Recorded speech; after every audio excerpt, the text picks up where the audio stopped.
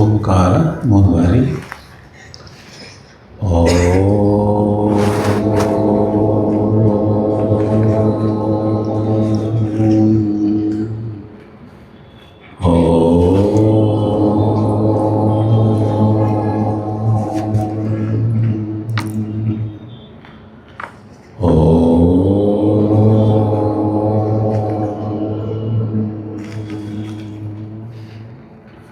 ಓಂ ಸಹನಾವವತು ಸಹನೌ ಭುನಕ್ತು ಸಹ ವೀರ್ಯಂ ಕರವಾವಹೈ ತೇಜಸ್ವಿನಾವಧೀತಮಸ್ತು ಮಾ ವಿದ್ವಿಷಾವಹೈ. ಓಂ ಶಾಂತಿ ಶಾಂತಿ. ಗುರುರ್ಬ್ರಹ್ಮಾ ಗುರುರ್ವಿಷ್ಣುಃ ಗುರುರ್ದೇವೋ ಮಹೇಶ್ವರಃ ಗುರುರೇವ ಪರಂ ಬ್ರಹ್ಮ ತಸ್ಮೈ ಶ್ರೀ ಗುರವೇ ನಮಃ. ಭಜನ್ನು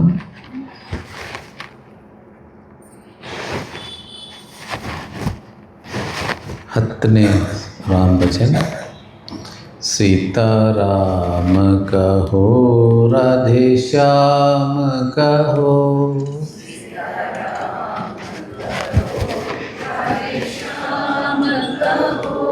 सीताराम कहो राधे श्याम कहो,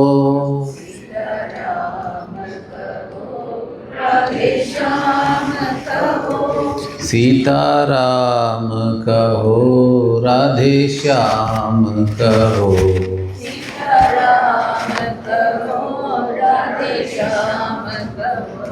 सीताराम कहो राधे श्याम कहो,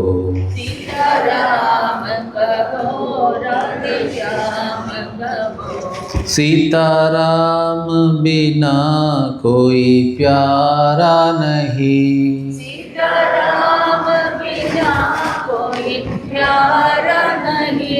राधे श्याम बिना कोई अपना नहीं, राधे श्याम बिना कोई अपना नहीं, सीताराम कहो राधे श्याम कहो,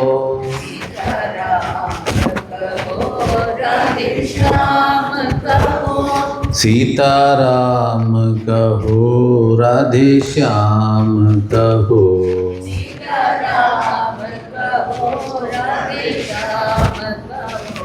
सीताराम बिना सुख कौन करे, सीताराम बिना सुख कौन करे, राधे श्याम बिना दुख कौन हरे, राधे श्याम बिना दुख कौन हरे, सीताराम कहो राधे श्याम कहो, सीताराम कहो राधे श्याम कहो, सीताराम कहो राधे श्याम कहो, सीताराम कहो राधे श्याम कहो, सीताराम बिना बेड़ा पार नहीं, सीताराम बिना बेड़ा पार नहीं, राधे श्याम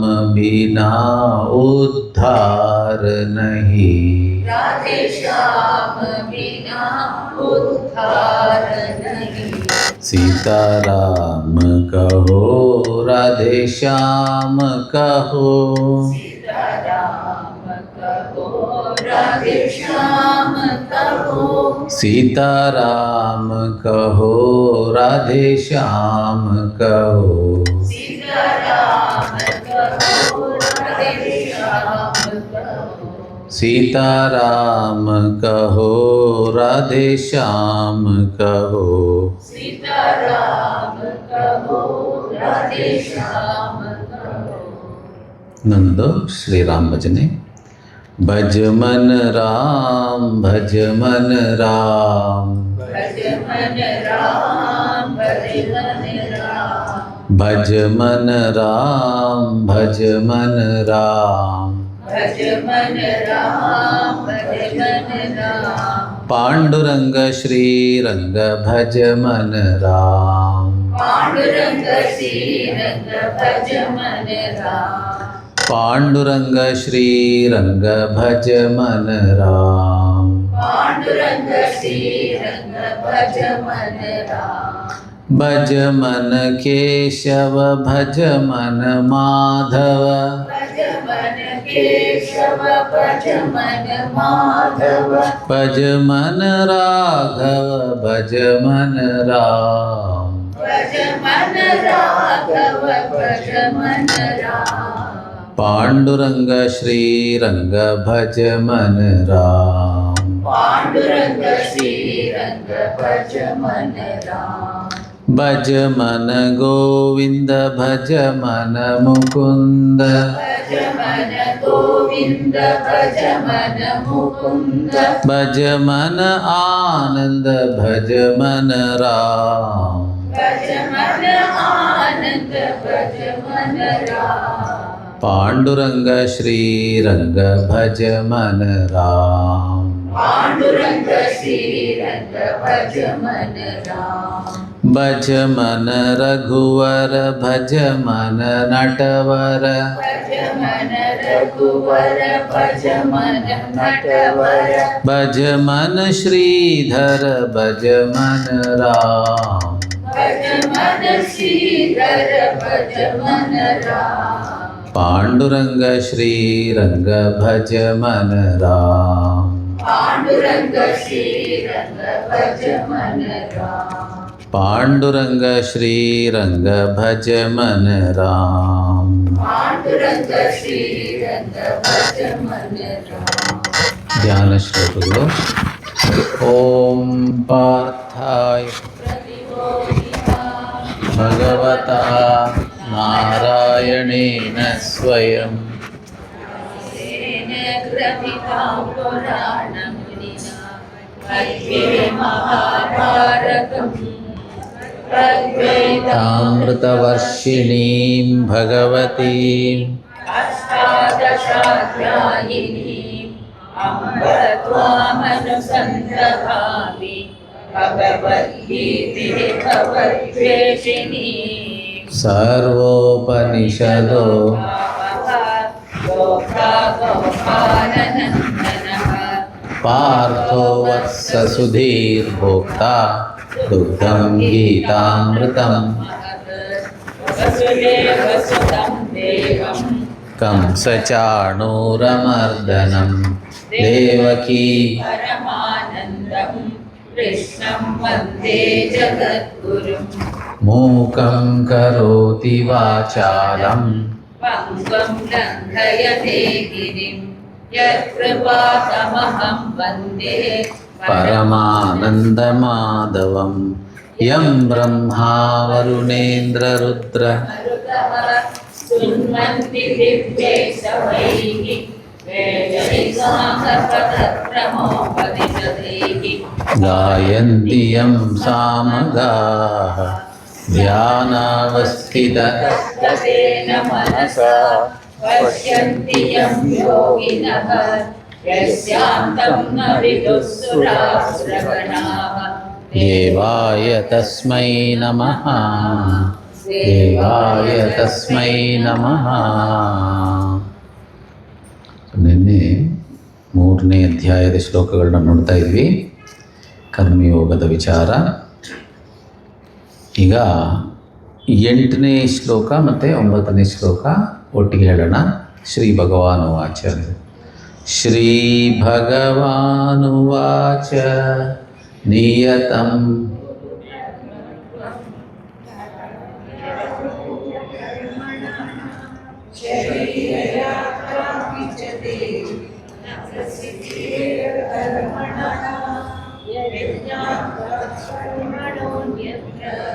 ಲೋಕೋಯಂ ಕರ್ಮ ಬಂಧನಃ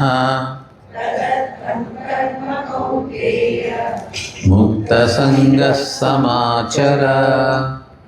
ನಿನ್ನೆ 8ನೇ ಶ್ಲೋಕ ನೋಡಿದ್ವಿ, 9ನೇ ಶ್ಲೋಕನ ಸ್ವಲ್ಪ ನೋಡಿದ್ವಿ. 8ನೇ ಶ್ಲೋಕದಿಂದ 16ನೇ ಶ್ಲೋಕದವರೆಗೆ ಒಂದು ವಿಚಾರ ಏನು ಅಂತಂದರೆ, ಕರ್ಮವನ್ನು ಯೋಗವನ್ನಾಗಿ ಪರಿವರ್ತನೆ ಮಾಡೋದಕ್ಕೆ ನಮ್ಮ ನೋಡುವಂಥ ರೀತಿ, ಆ್ಯಟಿಟ್ಯೂಡ್ ಏನಿರಬೇಕು, ನಮ್ಮ ಭಾವನೆ ಏನಿರಬೇಕು ಕರ್ಮದ ವಿಷಯದಲ್ಲಿ ಮತ್ತು ಕರ್ಮ ಫಲದ ವಿಷಯದಲ್ಲಿ. What should be our attitude ಅಂತ ನೋಡಿದ್ವಿ.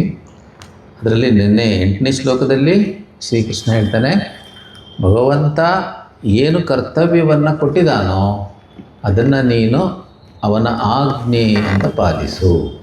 ನಿಯತಂ ಅಂದರೆ ಶಾಸ್ತ್ರ ಉಪದಿಷ್ಟಂ ಅಂತ ಶಂಕರಾಚಾರ್ಯರು ಹೇಳ್ತಾರೆ. ಶಾಸ್ತ್ರ ಹೇಳಿರೋ ಪ್ರಕಾರ ಅಂದರೆ ಇಲ್ಲಿ ವಿಚಾರ ಏನು ಅಂದರೆ ವರ್ಣಾಶ್ರಮ ಧರ್ಮ. ವರ್ಣ ಅಂದರೆ ಸಪೋಸ್ ಈಗ ಒಬ್ಬ ಇಂಜಿನಿಯರ್ ಆಗಿದ್ದಾನೆ, ಅವನ ವರ್ಣ ಇಂಜಿನಿಯರಿಂಗ್, ಮತ್ತು ಧರ್ಮ ಅವನು ಗೃಹಸ್ಥನಾಗಿರ್ತಾನೆ, ಆಶ್ರಮ ಧರ್ಮ. ಸೊ ಒಂದು ವರ್ಣ ಧರ್ಮ, ಇನ್ನೊಂದು ಆಶ್ರಮ ಧರ್ಮ. ಎರಡು ಕರ್ತವ್ಯ ಇರುತ್ತೆ ಪ್ರತಿಯೊಬ್ಬರಿಗೂ, ವರ್ಣ ಮತ್ತು ಆಶ್ರಮಕ್ಕೆ ತಕ್ಕಂತೆ. ಆ ರೀತಿ ನಿನ್ನ ವರ್ಣಾಶ್ರಮ ಧರ್ಮವನ್ನು ಪಾಲಿಸು ಅಂತ. ಇನ್ನೊಂದು ರೀತಿ ಇದನ್ನು ನೋಡ್ಬೋದು, ಈ ಕರ್ಮಗಳನ್ನು ಶಾಸ್ತ್ರದಲ್ಲಿ 5 ವಿಂಗಡಿಸಿದ್ದಾರೆ. 5 ಟೈಪ್ಸ್ ಆಫ್ ಕರ್ಮ. ಇದು ಈ ಮುಂದಿನ ಡಿಸ್ಕಷನ್ಗೆ ಈ ವಿಚಾರ ನೆನ್ಪಿಟ್ಕೊಬೇಕು. ನಿತ್ಯ ಕರ್ಮ ಅಂದರೆ ಡೈಲಿ ಡ್ಯೂಟೀಸ್. ಇದು ನಿತ್ಯ ಅಂದರೆ ಕೆಲವುದೆಲ್ಲ ಪ್ರತಿದಿನ ಇರೋದಿಲ್ಲ. ಕೆಲವು ವೈದಿಕ ಕರ್ಮಗಳು 15 ದಿವಸಕ್ಕೊಮ್ಮೆ ಅಥವಾ ವಾರಕ್ಕೊಮ್ಮೆನೂ ಮಾಡ್ಬೋದು. ಆ ರೀತಿ ಇದೆ ವೈದಿಕ ದೃಷ್ಟಿಯಿಂದ ನೋಡೋದಾದರೆ. ಇಲ್ಲ ಲೌಕಿಕ ನಿತ್ಯ ಕರ್ಮಗಳು, daily duties. So daily regular, ನಿತ್ಯ ಅಂದರೆ ರೆಗ್ಯುಲರ್ ಆಗಿ ಮಾಡುವಂಥ ಕರ್ತವ್ಯಗಳು. ನೆಕ್ಸ್ಟು ನೈಮಿತ್ತಿಕ ಕರ್ಮ, ಒಕೇಶನಲ್ ಡ್ಯೂಟೀಸ್, ಸಂದರ್ಭಕ್ಕೆ ತಕ್ಕಂತೆ. ಉದಾಹರಣೆಗೆ ಅತಿಥಿಗಳು ಯಾರೋ ಬರ್ತಾರೆ, ಅಥವಾ ವಿಶೇಷ ಪೂಜೆಗಳು, ವಿಶೇಷ ಹಬ್ಬ ಅಂಥ ದಿವಸ ಮಾಡಬೇಕಾದಂಥ ಕರ್ಮಗಳು. ಸೊ ಇದು ವೈದಿಕ ಲೌಕಿಕ ಎರಡೂ ಅರ್ಥದಲ್ಲಿ ತಗೊಬೋದು. ಸೊ ಈ ನಿತ್ಯ ಮತ್ತು ನೈಮಿತ್ತಿಕ ಕರ್ಮ ಇದೆಯಲ್ಲ, ಇದೆರಡು ಸೇರಿ ನಿಯತ ಕರ್ಮ ಅಂತ ಕರೆಯೋದು. ಆಮೇಲೆ ಇನ್ನೂ 3 ಇದೆ. ಕಾಮ್ಯ ಕರ್ಮ, ಡಿಸೈರ್ ಪ್ರಾಂಪ್ಟೆಡ್ ಆ್ಯಕ್ಷನ್ಸ್, ನಮ್ಮ ಕಾಮನೆಗಳನ್ನು, ಆಸೆಗಳನ್ನು ತೀರಿಸ್ಕೊಳ್ಳೋದಕ್ಕೆ ಮಾಡಬೇಕಾದಂಥ ಕರ್ಮಗಳು. ಅಂದರೆ ಅದು ಕಂಪಲ್ಸರಿ ಇಲ್ಲ.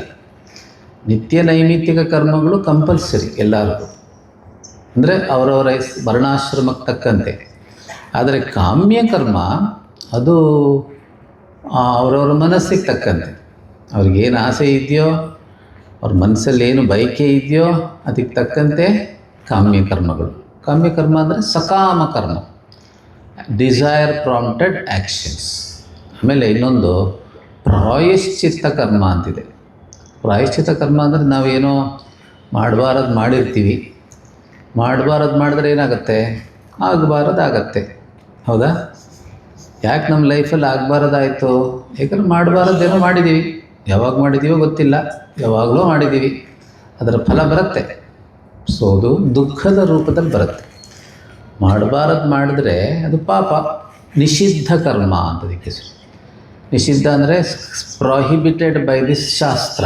ಶಾಸ್ತ್ರ ಯಾವುದು ಮಾಡಬಾರ್ದು ಅಂತಿದೆಯೋ ಅದನ್ನು ಮಾಡಿದ್ರೆ ನಾವು ಕರ್ಮದ ಫಲವನ್ನು ದುಃಖದ ರೂಪದಲ್ಲಿ ಅನುಭವಿಸ್ಬೇಕಾಗತ್ತೆ, ಪಾಪದಿಂದ. ಸೊ ಅದು ಪಾಪಕರ್ಮ, ಅದು ದುಃಖದ ರೂಪದಲ್ಲೇ ನಮಗೆ ವಾಪಸ್ ಬರುತ್ತೆ. ನಿಷಿದ್ಧ ಕರ್ಮ, ಉದಾಹರಣೆಗೆ ಶಾಸ್ತ್ರದಲ್ಲಿ ಸುರಪಾನ ಮಾಡಬಾರ್ದು ಅಂತಿದೆ, ಹಿಂಸೆ ಕೊಡಬಾರ್ದು ಇನ್ನೊಬ್ಬರಿಗೆ ಅಂತೆಲ್ಲ ಇದೆ. ಇದೆಲ್ಲ ನಿಷಿದ್ಧ. ಮಾಡಿದ್ರೆ ದುಃಖ ಬರುತ್ತೆ ಯಾವುದೋ ಒಂದು ರೂಪದಲ್ಲಿ, ಆಮೇಲೆ ಬರುತ್ತೆ, ಕೆಲವೊಮ್ಮೆ ತಕ್ಷಣವೇ ಬರುತ್ತೆ, ಡಿಪೆಂಡ್ಸ್. ಸೊ ಆ ರೀತಿ. ಆಮೇಲೆ ಕೊನೆಯದಾಗಿ ಪ್ರಾಯಶ್ಚಿತ್ತ ಕರ್ಮ ಮಾಡಬಾರದನ್ನು ಮಾಡಿದ್ದನ್ನು ತಡೆಯೋದಕ್ಕೆ. ಈಗ ಅಸ್ಟ್ರಾಲಜರ್ ಜ್ಯೋತಿಷ್ಯರ ಹತ್ರ ಹೋದರೆ ಅವ್ರು ಹೇಳ್ತಾರೆ, ನಿನಗೆ ಇಂಥ ಕರ್ಮ ಫಲ ಬರುತ್ತೆ, ದುಃಖದ ರೂಪದಲ್ಲಿ ಬರುತ್ತೆ, ಅದನ್ನು ತಡೆಯೋದಕ್ಕೆ ನೀನು ಇಂಥ ಪೂಜೆ ಮಾಡು ಅಂತೆಲ್ಲ ಹೇಳ್ತಾರೆ. ಆದರೆ ಅದು ಎಷ್ಟು ಮಟ್ಟಿಗೆ ತಡಿಬೋದು ಅದು ಕರ್ಮದ ಮೇಲೆ ಡಿಪೆಂಡ್ ಆಗುತ್ತೆ. ಈ ಸ್ವಾಮಿ ತೇಜೋಮಯನಂದರು ನಮ್ಮ ಚಿನ್ಮಯ ಮಿಷನ್ ಗುರುಗಳನ್ನೊಬ್ಬರು ಕೇಳಿದ್ರು, ಈ ಪ್ರಾರಬ್ಧವನ್ನು ತಡೆಯೋದಕ್ಕೆ ಪ್ರಾಯಶ್ಚಿತ್ತ ಕೆಲಸ ಮಾಡುತ್ತಾ ಅಂತ. ಅದಕ್ಕೆ ಅವ್ರು ಹೇಳಿದ್ರು, ಈಗ ಟ್ರೈನ್ ಭಾಳ ಫಾಸ್ಟಾಗಿ ಬರ್ತಿದ್ರೆ ಅದನ್ನು ನಾವು ಕೈ ತೋರಿಸಿ ನಿಲ್ಲಿಸೋಕ್ಕಾಗಲ್ಲ. ನಿಧಾನಕ್ಕೆ ಬರೋ ಟ್ರೈನನ್ನು ನಾವು ಕೈ ತೋರಿಸಿ ನಿಲ್ಲಿಸ್ಬೋದು. ಅದರ ತೀವ್ರ ಪ್ರಾರಬ್ಧ ಅನುಭವಿಸಲೇಬೇಕು. ಮಂದ ಪ್ರಾರಬ್ಧ, ದುರ್ಬಲ ಪ್ರಾರಬ್ಧ, ಪ್ರಬಲ ಪ್ರಾರಬ್ಧವನ್ನು ಅನುಭವಿಸಲೇಬೇಕು. ಅದಕ್ಕೆ ಪ್ರಾಯಶ್ಚಿತ್ತ ಎಲ್ಲ ಕೆಲಸ ಮಾಡಲ್ಲ. ಆದರೆ ದುರ್ಬಲ ಪ್ರಾರಬ್ಧವನ್ನು ನಾವು ಹೀಗೆ ಪ್ರಾರ್ಥನೆ, ಜಪ, ಪ್ರಾಯಶ್ಚಿತ್ತ ಕರ್ಮಗಳಿಂದ ಜ್ಯೋತಿಷರು ಏನು ಹೇಳ್ತಾರೆ ಅದರ ಪ್ರಕಾರ ಮಾಡಿದರೆ ಸ್ವಲ್ಪ ಮಟ್ಟಿಗೆ ಅದರ ಪ್ರಭಾವದಿಂದ ನಾವು ಪಾರಾಗ್ಬೋದು ಅಂತ ಹೇಳಿದರು. ಸೊ ಆ ರೀತಿ ನಿಷಿದ್ಧ ಕರ್ಮ ಮಾಡಬಾರದ್ದನ್ನು ಮಾಡೋದು ನಿಷಿದ್ಧ ಕರ್ಮ. ಅದರ ಫಲವನ್ನು ತಡೆಯೋದಕ್ಕೆ ಪ್ರಾಯಶ್ಚಿತ್ತ ಕರ್ಮಗಳು. ಸೊ ಒಟ್ಟು 5 ಕರ್ಮಗಳಿದೆ. ಇಲ್ಲಿ ನಿಯತ ಕರ್ಮ ಅಂದರೆ ಯಾವುದು? ನಿತ್ಯ ನೈಮಿತ್ತಿಕ ಕರ್ಮ, daily duties and occasional duties. ಇದು ಕಂಪಲ್ಸರಿ ಮಾಡಲೇಬೇಕು, ಬೇರೆ ದಾರಿ ಇಲ್ಲ. ಮಾಡಲಿಲ್ಲ ಅಂದರೆ ದೋಷ, ಪ್ರತ್ಯವಾಯ ಪಾಪ ಅಂತ ಬರುತ್ತೆ. ಸೊ ಅದು ಸಿನ್ ಆಫ್ ಒಮಿಷನ್ ಅಂತ ಹೇಳ್ತಾರೆ. ಅದನ್ನು ಮಾಡು ಅಂತ ಶ್ರೀಕೃಷ್ಣ ಹೇಳ್ತಿದ್ದಾನೆ. ನಿನ್ನೆ ನೋಡಿದ್ವಿ ಅದರ ವಿಚಾರ. ಮತ್ತು ಅಲ್ಲಿ ಕರ್ಮಜ್ಯಾಯೋ ಹಿ ಅಕರ್ಮಣಃ ಅಂತ ಬಂತು. ಅಕರ್ಮಕ್ಕಿಂತ ಅಂದರೆ ಏನು ಮಾಡದೆ ಸುಮ್ಮನೆ ಕೂರೋದಕ್ಕಿಂತ ಕರ್ಮ ಮಾಡೋದೇ ಶ್ರೇಷ್ಠ, ಉತ್ತಮ. ಅದರ ಕಾರಣಗಳು ನೋಡಿದ್ವಿ ನಾವು. 3 ಕಾರಣ ನೋಡಿದ್ವಿ. 4ನೇ ಶ್ಲೋಕ, 5ನೇ ಶ್ಲೋಕ ಮತ್ತು 6ನೇ ಶ್ಲೋಕದಲ್ಲಿ. ಮೊದಲನೇದಾಗಿ ಕರ್ಮತ್ಯಾಗದಿಂದ ಮೋಕ್ಷ ಇಲ್ಲ. ಆಮೇಲೆ ಕರ್ಮತ್ಯಾಗ ಸಾಧ್ಯವೂ ಇಲ್ಲ. ಎಲ್ಲಿಯ ತನಕ ಮನಸ್ಸಲ್ಲಿ ವಾಸನೆಗಳು, ರಾಗದ್ವೇಷಗಳಿರುವಾಗ ಕರ್ಮತ್ಯಾಗ ಸಾಧ್ಯವೂ ಇಲ್ಲ. ಮತ್ತು ಮನಸ್ಸಲ್ಲಿ ರಾಗದ್ವೇಷ ಇಟ್ಕೊಂಡು ಕರ್ಮತ್ಯಾಗ ಮಾಡಿದ್ರೆ ವಿಪರೀತ ಫಲ ಉಂಟಾಗುತ್ತೆ, ವ್ಯಕ್ತಿತ್ವ ಹಾಳಾಗುತ್ತೆ ಡ್ಯೂ ಟು ಸಪ್ರೆಷನ್. ಅದರಿಂದ ಇಲ್ಲಿ 4ನೇ ಕಾರಣ ಕೊಡ್ತಿದ್ದಾನೆ ಶ್ರೀಕೃಷ್ಣ. ಶರೀರಯಾತ್ರಾಪಿ ಚ ತೇನ ಪ್ರಸಿದ್ಧೇತ ಕರ್ಮಣಃ. ಏನು ಮಾಡದೆ ಸುಮ್ಮನೆ ಕಾಲ ಕಳೆದ್ರೆ ಆರೋಗ್ಯ ಹಾಳಾಗುತ್ತೆ. ಶರೀರದ ಯಾತ್ರೆ ಅಂದರೆ ಆರೋಗ್ಯವಾಗಿ ಇರೋದಕ್ಕೆ ಸಾಧ್ಯ ಇಲ್ಲ. ಆರೋಗ್ಯ ಹಾಳಾಗುತ್ತೆ, ಶರೀರದ ಆರೋಗ್ಯ ಹಾಳಾಗುತ್ತೆ, ಮನಸ್ಸಿನ ಆರೋಗ್ಯವೂ ಹಾಳಾಗುತ್ತೆ. ಅದರಿಂದ ಕರ್ಮಜ್ಯಾಯೋ ಹಿ ಅಕರ್ಮಣಃ ಅಂತ ಇಲ್ಲಿ ಶ್ರೀಕೃಷ್ಣ ಭಾಳ ಸ್ಪಷ್ಟವಾಗಿ ಹೇಳ್ತಾ ಇದೆ. ಅಕರ್ಮಕ್ಕಿಂತ ಕರ್ಮ ಮಾಡೋದೇ ಒಳ್ಳೆಯದು. ಆ್ಯಕ್ಷನ್ ಈಸ್ ಬೆಟರ್ ದ್ಯಾನ್ ಇನ್ಯಾಕ್ಷನ್ ಅಂತ. ಯಾಕಂದರೆ ಎಷ್ಟೋ ಜನರಿಗೆ ಅನಿಸುತ್ತೆ ಆರಾಮಾಗಿರೋದೇ ಒಳ್ಳೆಯದು. ಈಗ ಸಾಕಷ್ಟು ಹಣ ಇದೆ, ಎಲ್ಲ ಅನುಕೂಲ ಇದೆ, ಯಾಕೆ ಕಷ್ಟಪಡೋಕೆ, ಆರಾಮಾಗಿರೋಣ. ಆದರೆ ಜಾಸ್ತಿ ಆರಾಮಾಗಿದ್ದರೆ ಆಮೇಲೆ ಬೇರೆ ಥರ ಸಮಸ್ಯೆಗಳು ಉಂಟಾಗುತ್ತೆ. ಶರೀರದ ಆರೋಗ್ಯ, ಮನಸ್ಸಿನ ಆರೋಗ್ಯ, ಬೇರೆ ಬೇರೆ ರಿಲೇಷನ್ಶಿಪ್ ಪ್ರಾಬ್ಲಮ್ಸ್ ಎಲ್ಲ ಶುರುವಾಗುತ್ತೆ. ಅದರಿಂದ ಆ ವಿಚಾರವನ್ನು 8ನೇ ಶ್ಲೋಕದಲ್ಲಿ ಶ್ರೀಕೃಷ್ಣ ಸ್ಪಷ್ಟಪಡಿಸಿದ್ದಾನೆ. ಈಗ 9ರಿಂದ 12, 9ನೇ ಶ್ಲೋಕದಿಂದ 12ನೇ ಶ್ಲೋಕ ಈ ವಿಚಾರದಲ್ಲಿ ಏನು ಅಂತಂದರೆ ಯಜ್ಞಭಾವ. ನಿನ್ನೆ ಇದು ಶುರು ಮಾಡಿದ್ವಿ. 9th verse to 12th verse talking about ಯಜ್ಞಭಾವ. ಇಲ್ಲಿ ಒಂದು ಅರ್ಥ ನೋಡಿದ್ವಿ. ಯಜ್ಞಾರ್ಥಂ ಕರ್ಮ ಅಂತಂದರೆ ಈಶ್ವರಾರ್ಥಂ ಕರ್ಮ. ಯಜ್ಞ ಅಂದರೆ ಈಶ್ವರ ಅಂತ ಶಂಕರಾಚಾರ್ಯರ ಭಾಷೆಯಲ್ಲಿ ಹೇಳ್ತಾರೆ. ಸೊ ಯಜ್ಞ ಅಂದರೆ ಈಶ್ವರ ಅನ್ನೋ ಅರ್ಥ ಇದೆ. ವಿಷ್ಣು ಸಹಸ್ರನಾಮದಲ್ಲಿ ಒಂದು ಹೆಸರು ವಿಷ್ಣುದು ಯಜ್ಞ ಅಂತಲೇ ಬರುತ್ತೆ. ಸೊ ಯಜ್ಞಾರ್ಥಂ ಕರ್ಮ ಅಂದರೆ ಭಗವಂತನಿಗೋಸ್ಕರ ಮಾಡುವಂಥ ಕರ್ಮ ಅಂತ ಬರುತ್ತೆ. ಅದು ಬಿಟ್ಟು ಸೊ ಇಲ್ಲಿ ಯಜ್ಞಾರ್ಥಂ ಕರ್ಮ ಅಂದರೆ ವೇದದ ಭಾಷೆಯಲ್ಲಿ ಹೇಳೋದಾದರೆ ನಿತ್ಯ ನೈಮಿತ್ತಿಕ ಕರ್ಮ, ನಿತ್ಯ ನೈಮಿತ್ತಿಕ ಕರ್ಮ. ಆಮೇಲೆ ಅನ್ಯತ್ರ ಅಂತಿದೆ. ಅನ್ಯತ್ರ ಅಂದರೆ ಅದು ಬಿಟ್ಟು ಬೇರೆ ಕರ್ಮಗಳು. ಅನ್ಯತ್ರ ಅಂದರೆ ಯಾವುದು?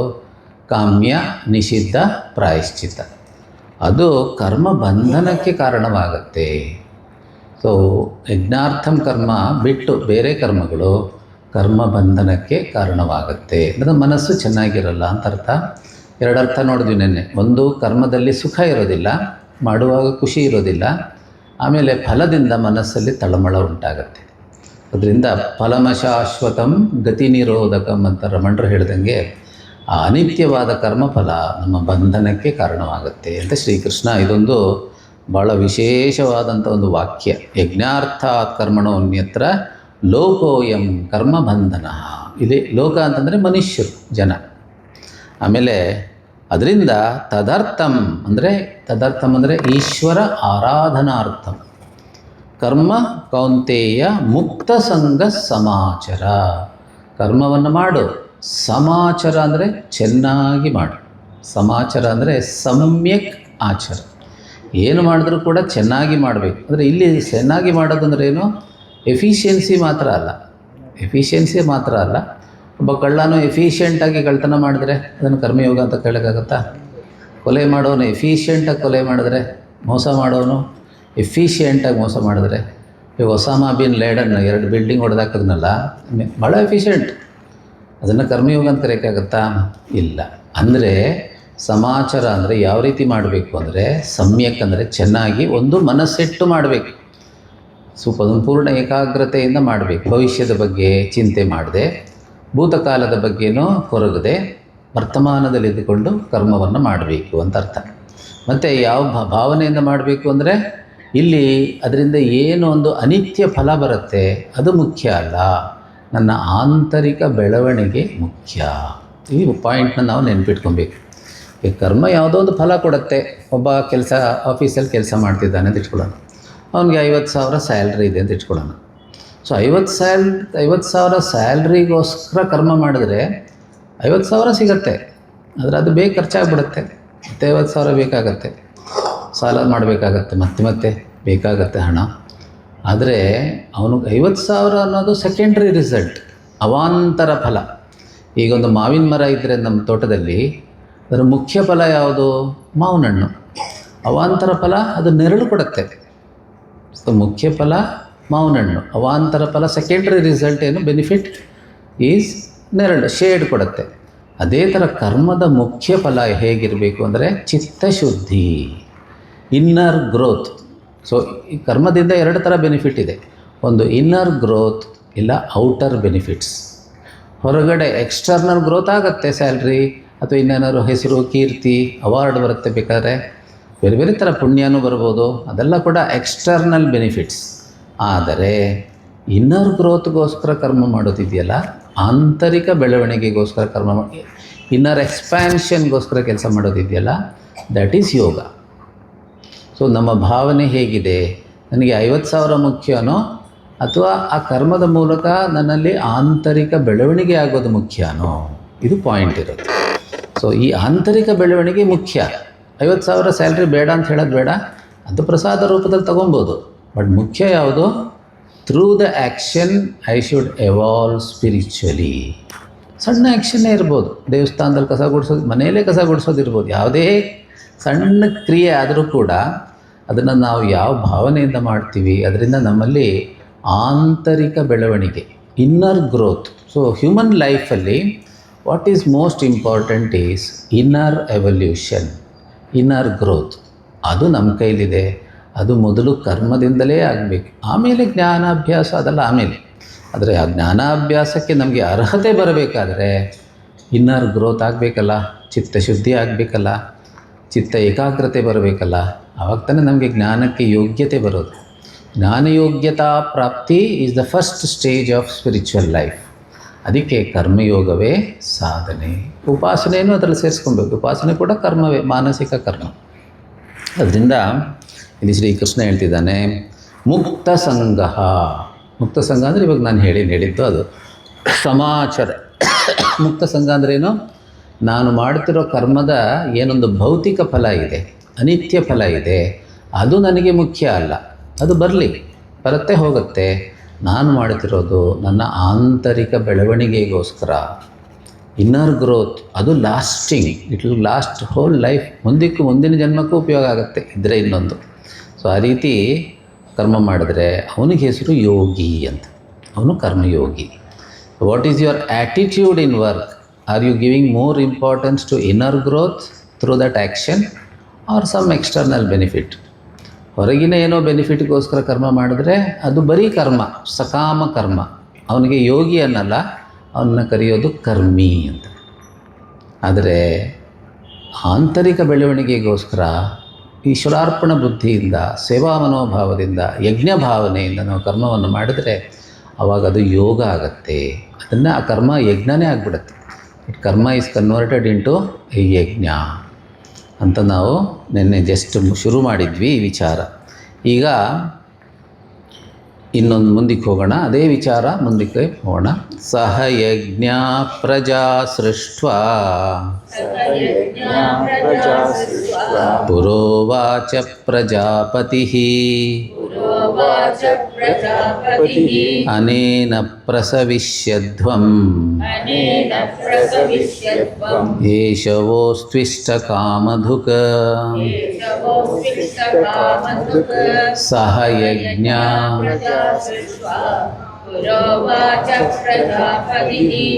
ಅನೇನ ಪ್ರಸವಿಷ್ಯತ್ವಂ ಏಷವೋಸ್ಮಿತ ಕಾಮಕೃತ್. ಶ್ರೀಕೃಷ್ಣ ಹೇಳ್ತಿದ್ದಾನೆ, ನಾನೇನು ಇದು ಹೊಸದಾಗೇನೋ ಅಂತ ಹೇಳ್ತಾ ಇಲ್ಲ, ನಂದೇನೋ ಹೊಸ ವಿಚಾರ ಅಲ್ಲ ಇದು, ನಾನು ಹೊಸದಾಗೇನು ಹೇಳ್ತಿಲ್ಲ, ಇದು ವೇದದಲ್ಲಿ ಭಗವಂತ ಕೊಟ್ಟಿದ್ದಾನೆ ಈ ವಿಚಾರ, ಯಜ್ಞದ ವಿಚಾರ, ಪಂಚಮಹಾ ಯಜ್ಞದ ವಿಚಾರ ವೇದದಲ್ಲಿ ಭಗವಂತ ಕೊಟ್ಟಿದ್ದಾನೆ. ಪುರಾ ಉವಾಚ, ಯಾರು? ಪ್ರಜಾಪತಿ. ಪ್ರಜಾಪತಿ ಅಂದರೆ ಸೃಷ್ಟಿಕರ್ತ ಬ್ರಹ್ಮ ವೇದಗಳ ಮೂಲಕ ಮನುಷ್ಯರಿಗೆ ಈ ಯಜ್ಞದ ಉಪದೇಶವನ್ನು ಕೊಟ್ಟಿದ್ದಾನೆ. ನಿನ್ನ ಜೀವನದಲ್ಲಿ ಪಂಚಮಹಾಯಜ್ಞಗಳನ್ನು ಅಳವಡಿಸ್ಕೋ. ನಿನ್ನೆ ನೋಡಿದ್ವಿ, ಪಂಚಮಹಾಯಜ್ಞ ಅಂದರೆ ಏನು? 5 ಋಣಗಳನ್ನು ತೀರಿಸೋದಕ್ಕೆ 5 ಋಣಗಳನ್ನು ತೀರಿಸಬೇಕಾಗಿದೆ. ಅದು ಯಾವುದ್ಯಾವುದು? ದೇವಋಣ, ಪಿತೃಋಣ, ಋಷಿ ಋಣ, ಮನುಷ್ಯ ಋಣ, ಭೂತಋಣ. ಈ 5 ಋಣ ಇದೆ ಪ್ರತಿಯೊಬ್ಬರಿಗೂ. ಭೂತಋಣ, ಪ್ರಾಣಿ ಪಕ್ಷಿಗಳನ್ನು ನಾವು ಆಶ್ರಯಿಸಬೇಕಾಗತ್ತೆ ಬೇರೆ ಬೇರೆ ಸಂದರ್ಭದಲ್ಲಿ. ಅವುಗಳಿದ್ರೇ ನಾವು ಇರೋದಕ್ಕೆ ಸಾಧ್ಯ. ಉದಾಹರಣೆಗೆ ನಮ್ಮ ಮಂಗಳೂರು ಆಶ್ರಮದಲ್ಲಿ ಒಂದು ನಾಯಿ ಇದೆ, ಸಮರ್ಥ್ ಅಂತ. ನಾಯಿ ಹೆಸರು ಸಮರ್ಥ್. ಅವನಿರೋದ್ರಿಂದ ನಾವು ನೆಮ್ಮದಿಯಾಗಿದ್ದೀವಿ. ಏಕೆಂದರೆ ಯಾರಾದರೂ ಒಬ್ಬರು ಬಂದರು, ಅವನನ್ನೇನು ಕಟ್ಟಾಕೋದಿಲ್ಲ, ಅವನು ಓಡಾಡ್ತಿರ್ತಾನೆ, ಬೇಕಾದ ಹೊರಗೆ ಬರ್ತಾನೆ, ಅವ್ನಿಗೆ ಏನೇನು ಬೇಕೋ ಎಲ್ಲ ಗಳಿಸಿ ಮತ್ತೆ ವಾಪಸ್ ಬರ್ತಾನೆ. ಹೊರಗಡೆ ಊಟ ತಿಂಡಿ ಎಲ್ಲ ಸಿಗತ್ತೆ ಅವನಿಗೆ, ಅದೆಲ್ಲ ಮುಗಿಸ್ಕೊಂಡು ಬರ್ತಾನೆ ಅವನು. ಸೊ ಬೇಕಾದಾಗ ಹೊರಗೆ ಹೋಗ್ತಾನೆ, ವಾಪಸ್ ಬರ್ತಾನೆ, ರಾತ್ರಿ ಇರ್ತಾನೆ, ರಾತ್ರಿನೂ ಹೊರಗೆ ಹೋಗಿ ಬರ್ತಾನೆ. ಆದರೆ ಅವನಿರೋದ್ರಿಂದ ನಾವು ಆಶ್ರಮದಲ್ಲಿ ಆರಾಮಾಗಿದೆ. ಯಾಕಂದರೆ ಯಾರಾದರೂ ಹೊಸಬ್ರು ಬಂದರು ಹೆಂಗೆ ಬಗಳತ್ತದು, ಎಷ್ಟು ಜೋರಾಗಿ ಬಗಳತ್ತು. ಒಳ್ಳೆ ಗಂಟ್ಲಿದೆ, ಅದಕ್ಕೆ ವಯಸ್ಸಾಗಿದೆ, ಈಗ 12-13 ವರ್ಷ ಆಯಿತು, ಆದರೂ ಗಂಟ್ಲು ಮಾತ್ರ ಚೆನ್ನಾಗಿದೆ. ಸೊ ಸಮರ್ಥ ಇರೋದರಿಂದ ನಾವು ನಿರ್ಭಯರಾಗಿರ್ಬೋದು, ಏನೂ ಚಿಂತೆ ಇಲ್ಲ. ಆ ರೀತಿ ನಾವು ಪ್ರಾಣಿ ಪಕ್ಷಿಗಳನ್ನು ಬೇರೆ ಬೇರೆ ರೀತಿ ಆಶ್ರಯಿಸಿರ್ತೀವಿ.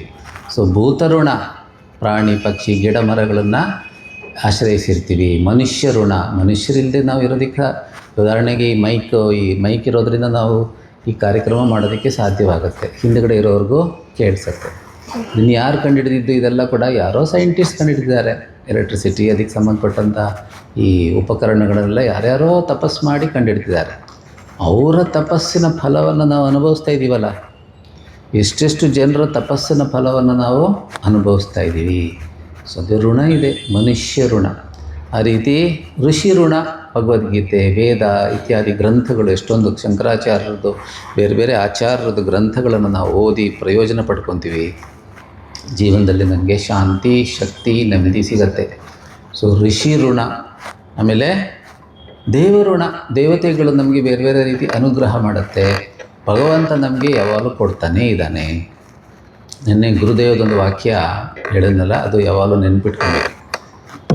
What you have is God's gift to you, what you do with what you have is your gift to God. ನಮ್ಮ ಹತ್ರ ಏನೇನಿದೆಯೋ ಅದೆಲ್ಲ ಭಗವಂತನ ಕೃಪೆ. ನಾವು ಅದನ್ನು ಹೇಗೆ ಉಪಯೋಗಿಸ್ತೀವೋ ಅದು ನಾವು ಭಗವಂತನಿಗೆ ಕೊಡುವಂಥ ಒಂದು ಉಡುಗೊರೆ, ಒಂದು ಗಿಫ್ಟ್. ಗಿಫ್ಟ್ ಅಂದರೆ ಏನು? ಪ್ರೀತಿಯಿಂದ ತಾನೇ ಕೊಡೋದು. ಯಾರಿಗಾರು ನಾವು ಗಿಫ್ಟ್ ಕೊಟ್ಟರೆ ಪ್ರೀತಿ ಇರೋದ್ರಿಂದ ತಾನೇ ಗಿಫ್ಟ್ ಕೊಡೋದು. A gift for someone you love ಅಂತ ಬರುತ್ತಲ್ಲ, ಕ್ಯಾಡ್ಬರೀಸ್ ಚಾಕ್ಲೇಟ್ ಅಡ್ವರ್ಟೈಸ್ಮೆಂಟ್. ಅಂದರೆ ಯಾರ ಮೇಲೆ ಪ್ರೀತಿ ಇದೆಯೋ ಅವ್ರಿಗೆ ನಾವು ಗಿಫ್ಟ್ ಕೊಡ್ತೀವಿ. So gift always indicates love. ಭಗವಂತ ಪ್ರೀತಿಯಿಂದ ಕೊಟ್ಟಿದ್ದಾನೆ, ನಾವು ಪ್ರೀತಿಯಿಂದ ಅವನ ಸೇವೆಯನ್ನು ಮಾಡಬೇಕು. ಅವನ ಸೇವೆ ಮಾಡೋದಂದರೆ ಏನು? ಸಮಾಜ ಸೇವೆ, ಬೇರೆ ಬೇರೆ ರೀತಿ ಸೇವೆಯನ್ನು ಮಾಡಿದ್ರೆ ಗಿಫ್ಟನ್ನು ವಾಪಸ್ ಕೊಟ್ಟಂಗಾಗತ್ತೆ. ಸೊ ಅದರಿಂದ ಈ 5 ಋಣಗಳನ್ನು ತೀರಿಸೋದಕ್ಕೆ 5 ಬಗೆಯ ಯಜ್ಞಗಳು ಮಾಡಬೇಕು ಅಂತ ಶಾಸ್ತ್ರ ಹೇಳುತ್ತೆ. ಸೊ ಇಲ್ಲಿ ಯಜ್ಞ ಅಂದರೆ ಆ ರೀತಿ ಅರ್ಥ ಮಾಡ್ಕೊಬೇಕು. ಪಂಚಮಹಾ ಯಜ್ಞ, ದೇವಯಜ್ಞ, ಬ್ರಹ್ಮಯಜ್ಞ, ಋಷಿ ಋಣ ತೀರಿಸೋದಕ್ಕೆ ಬ್ರಹ್ಮಯಜ್ಞ, ಪಿತೃಯಜ್ಞ, ಪಿತೃಗಳನ್ನು ಸ್ಮರಿಸುವಂಥದ್ದು. ಬರೀ ಒಂದು ದಿವಸ ಸ್ಮರಿಸೋದಲ್ಲ, ಸದಾ ಸ್ಮರಿಸಿ ಅವರ ದಾರಿಯಲ್ಲಿ ನಡೆಯೋದು, ಅವರು ತೋರಿಸಿದ ದಾರಿಯಲ್ಲಿ. ಆಮೇಲೆ ಭೂತಋಣ, ಪ್ರಾಣಿ ಪಕ್ಷಿಗಳನ್ನು ಗಿಡ ಮರಗಳನ್ನು ಸಂರಕ್ಷಣೆ ಮಾಡುವಂಥದ್ದು, ಸೇವೆ. ಅದಕ್ಕೆ ಹಿಂಸೆ ಕೊಡದೇ ಇದ್ದರೆ ಸಾಕಬೇಕಾದಷ್ಟು, ಹಿಂಸೆ ಕೊಡದೇ ಇರೋದು. ಈ ರೀತಿ 5 ಋಣಗಳನ್ನು ತೀರಿಸೋದಕ್ಕೆ ಮನುಷ್ಯ ಋಣ, ಸಿಂಪ್ಲೆಸ್ಟ್ ಋಣ, ಸಿಂಪ್ಲೆಸ್ಟ್ ವೇ ಈಸ್ ಅತಿಥಿ ಪೂಜನ, ಅತಿಥಿ ಸತ್ಕಾರ. ಇಲ್ಲ ಯಾರಿಗಾರು ಸಹಾಯ ಬೇಕಾದರೆ ನಮ್ಮ ಕೈಲಾಗಿದ್ದು ಮಾಡೋದು, ಕೈಲಾಗಿದ್ದು ಮಾಡುವಂಥದ್ದು. ಇದಕ್ಕೊಂದು ಶ್ಲೋಕ ಇದೆ ಮನುಸ್ಮೃತಿಯಲ್ಲಿ, ಈ 5 ಯಜ್ಞಗಳ ಬಗ್ಗೆ. ಜಸ್ಟ್ ಅದನ್ನು ಓದಿ ಸಿಂಪಲಾಗಿ ಅರ್ಥ ಹೇಳ್ತೀನಿ. ಅಧ್ಯಾಪನಂ ಬ್ರಹ್ಮಯಜ್ಞ. ಬ್ರಹ್ಮಯಜ್ಞ ಅಂದರೆ ಏನು? ಋಷಿ ಋಣವನ್ನು ತೀರಿಸೋದಕ್ಕೆ ಮಾಡುವಂಥ ಯಜ್ಞ.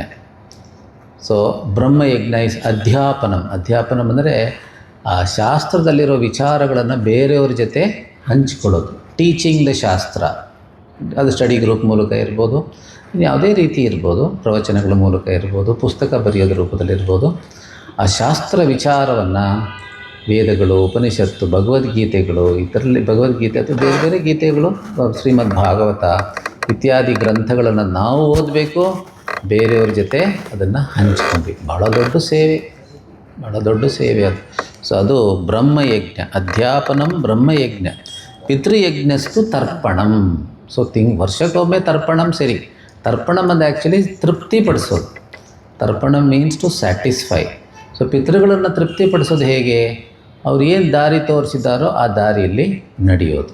ಆಮೇಲೆ ಹೋಮೋ ದೈವೋ. ದೇವತೆಗಳನ್ನು ತೃಪ್ತಿಪಡಿಸೋದು ಹೇಗೆ? ಸಂತೋಷಪಡಿಸೋದು ಹೋಮ ಹವನ ಮತ್ತು ಪೂಜೆ. ನಿತ್ಯ ಪೂಜೆ ಮಾಡೋದ್ರಿಂದ ಭಜಗೋವಿಂದಮಲ್ಲಿ ನೋಡಿದ್ವಲ್ಲ, ಸಕೃದಪಿ ಏನ ಮುರಾರಿ ಸಮರ್ಚ. ದಿನಕ್ಕೆ ಒಂದು ಸರಿನಾದರೂ ಸರಿಯಾದ ರೀತಿ ಒಂದು ಸರಳ ಪೂಜೆ ಮಾಡಬೇಕು, ಪ್ರಾಮಾಣಿಕವಾಗಿ. ತುಂಬ ಗ್ರ್ಯಾಂಡಾಗಿ ಏನು ಬೇಕಿಲ್ಲ, ಸರಳ ಪೂಜೆ, ಆದರೆ ಪ್ರಾಮಾಣಿಕವಾಗಿ ಮಾಡಬೇಕು. ಅದು ದೈವಯಜ್ಞ ಆಗುತ್ತೆ. ಆಮೇಲೆ ಬಲಿಹಿ ಭೌತೋ. ಬಲಿ ಅಂದರೆ ಆಫರಿಂಗ್. ಸೊ ಪ್ರಾಣಿಗಳಿಗೆ, ಪಕ್ಷಿಗಳಿಗೆ, ಗಿಡ ಮರಗಳಿಗೆ ನಾವೇನಾದರೂ ಕೊಡ್ತಾ ಇರಬೇಕು ನಮ್ಮ ಕೈಲಾಗಿದ್ದು. ನೃಯಜ್ಞ ಅತಿಥಿ ಪೂಜನಂ. ಅತಿಥಿ ಪೂಜನಂ ಅಥವಾ ಹೇಳಿದ್ನಲ್ಲ, ಅದೇ ಥರ ಮನುಷ್ಯರಿಗೆ ನಮ್ಮ ಕೈಲಾಗಿದ್ದು ಸೇವೆ ಮಾಡುವಂಥದ್ದು, ದಾನ ಮಾಡೋ ಯಜ್ಞ, ದಾನ, ತಪಸ್.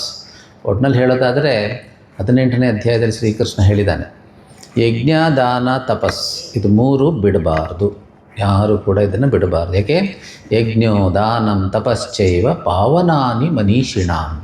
ಇದು 3 ಸಾಧನೆಗಳಿಂದ ನಾವು ಶುದ್ಧರಾಗ್ತೀವಿ, ಜ್ಞಾನ ಯೋಗ್ಯತಾ ಪ್ರಾಪ್ತಿ ಆಗತ್ತೆ ಅಂತ ಶ್ರೀಕೃಷ್ಣ 18ನೇ ಅಧ್ಯಾಯದಲ್ಲಿ ಬರುತ್ತೆ. ಕೊನೆ ದಿವಸ ಮಾಡ್ತೀನಿ.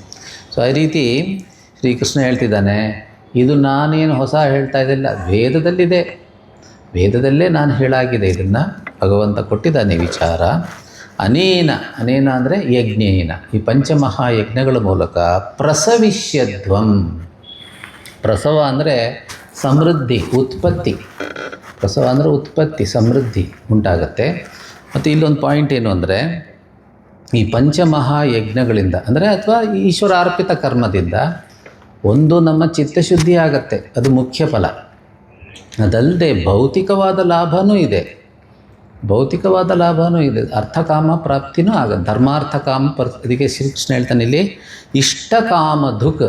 ಈ ಪಂಚಮಹಾಯಜ್ಞಗಳಿದೆಯಲ್ಲ, ಇದು ಇಷ್ಟಕಾಮ ದುಃಖ. ಇಷ್ಟಕಾಮ ಅಂದರೆ ಚತುರ್ವಿಧ ಪುರುಷಾರ್ಥ. ಇಷ್ಟಕಾಮ ಅಂದರೆ ಚತುರ್ವಿಧ ಪುರುಷಾರ್ಥ. ಯಾವುದು ಚತುರ್ವಿಧ ಪುರುಷಾರ್ಥ? ಧರ್ಮ, ಅರ್ಥ, ಕಾಮ, ಮೋಕ್ಷ.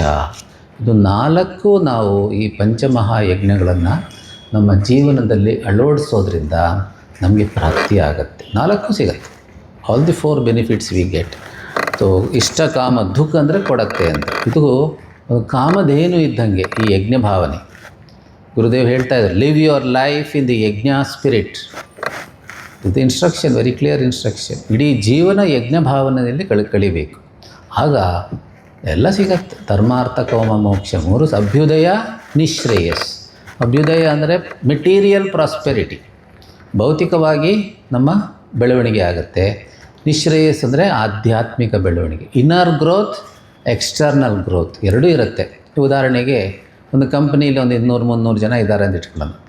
ಅವರು ಎಲ್ಲರೂ ಕೂಡ ಯಜ್ಞ ಭಾವನೆಯಲ್ಲಿ ಕೆಲಸ ಮಾಡಿದ್ರೆ, ಅಥವಾ ಹೆಚ್ಚಿನ ಜನ ಯಜ್ಞ ಭಾವನೆಯಲ್ಲಿ ಕೆಲಸ ಮಾಡಿದ್ರೆ ಆ ಕಂಪನಿ ಬೆಳೆಯುತ್ತೋ ಇಲ್ವೋ? ಚೆನ್ನಾಗಿ ಬೆಳೆಯುತ್ತೆ.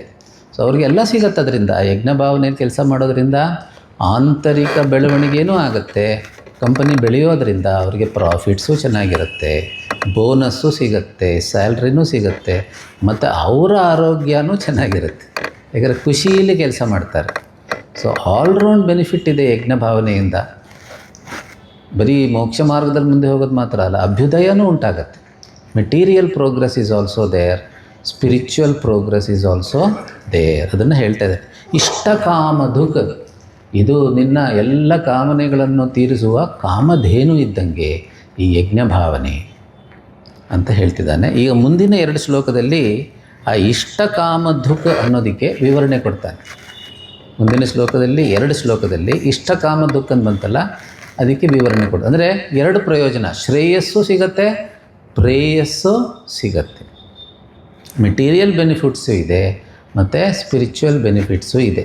ಮುಂದಿನ ಶ್ಲೋಕದಲ್ಲಿ ಆ ಸ್ಪಿರಿಚುವಲ್ ಗ್ರೋತ್ ಬಗ್ಗೆ ಹೇಳ್ತಾ ಇದ್ದಾನೆ ಶ್ರೀಕೃಷ್ಣ. ದೇವಾನ್ ಭಾವಯತಾನೇನ ತೇ ದೇವಾ ಭಾವಯಂತು ವಃ ಪರಸ್ಪರಂ ಭಾವಯಂತಃ ಶ್ರೇಯಃ ಪರಮವಾಪ್ಸ್ಯತ. ಒಟ್ಟಿಗೆ ದೇವಾನ್ ಭಾವಯತಾನೇನ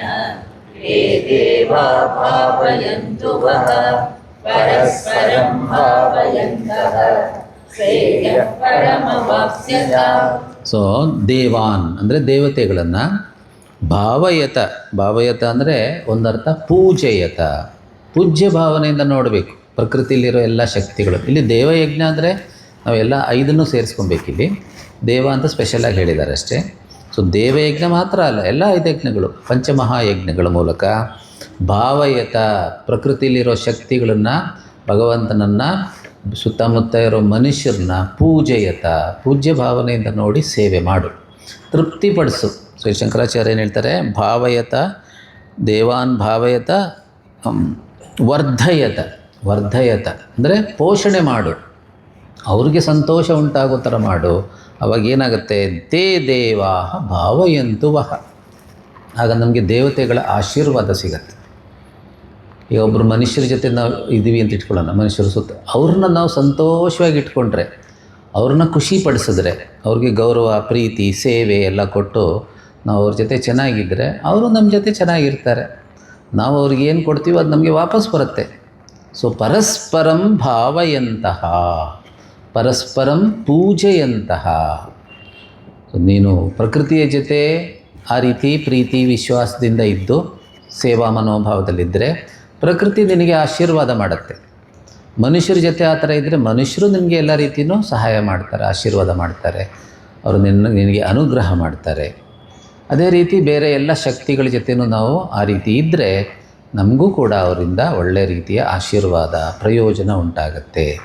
ಈ ರೀತಿ ಶ್ರೇಯ ಪರಮವಾಪ್ಸ್ಯತ, ಈ ರೀತಿ ಭಾವನೆಯಿಂದ ನಾವು ಎಲ್ಲರ ಜೊತೆ ಸಾಮರಸ್ಯದಿಂದ ಇದ್ದರೆ, ಪ್ರಕೃತಿಯ ಜೊತೆ, ಪ್ರಾಣಿ ಪಕ್ಷಿಗಳ ಜೊತೆ, ದೇವತೆಗಳನ್ನು ಸಂತೋಷಪಡಿಸಿದ್ರೆ ನಾವು ಏನಾಗುತ್ತೆ, ಶ್ರೇಯ ಪರಂ, ಶ್ರೇಯಸ್ ಅಂದರೆ ಮೋಕ್ಷ ಮಾರ್ಗದಲ್ಲಿ ಮುಂದೆ ಮುಂದೆ ಹೋಗ್ತೀವಿ. ಯಾಕೆಂದರೆ ಚಿತ್ತಶುದ್ಧಿ ಆಗತ್ತೆ.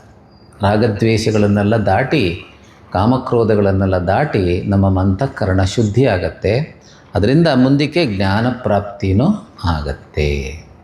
ಶ್ರೀಕೃಷ್ಣ 10ನೇ ಅಧ್ಯಾಯದಲ್ಲಿ ಹೇಳ್ತಾನೆ, ಭಕ್ತರ ಬಗ್ಗೆ ಹೇಳ್ತಾನೆ. 10ನೇ ಅಧ್ಯಾಯದಲ್ಲಿ ಯಾರು ನಿರಂತರವಾಗಿ ನನ್ನ ಧ್ಯಾನ, ನನ್ನ ಸೇವೆ, ನನ್ನ ಸ್ತುತಿ ಮಾಡಿಕೊಂಡು ಕಾಲ ಕಳೀತಾರೋ ಅವರ ಹೃದಯದಲ್ಲಿ ನಾನು ಜ್ಞಾನದ ದೀಪವನ್ನು ಹಚ್ತೀನಿ ಅಂತ.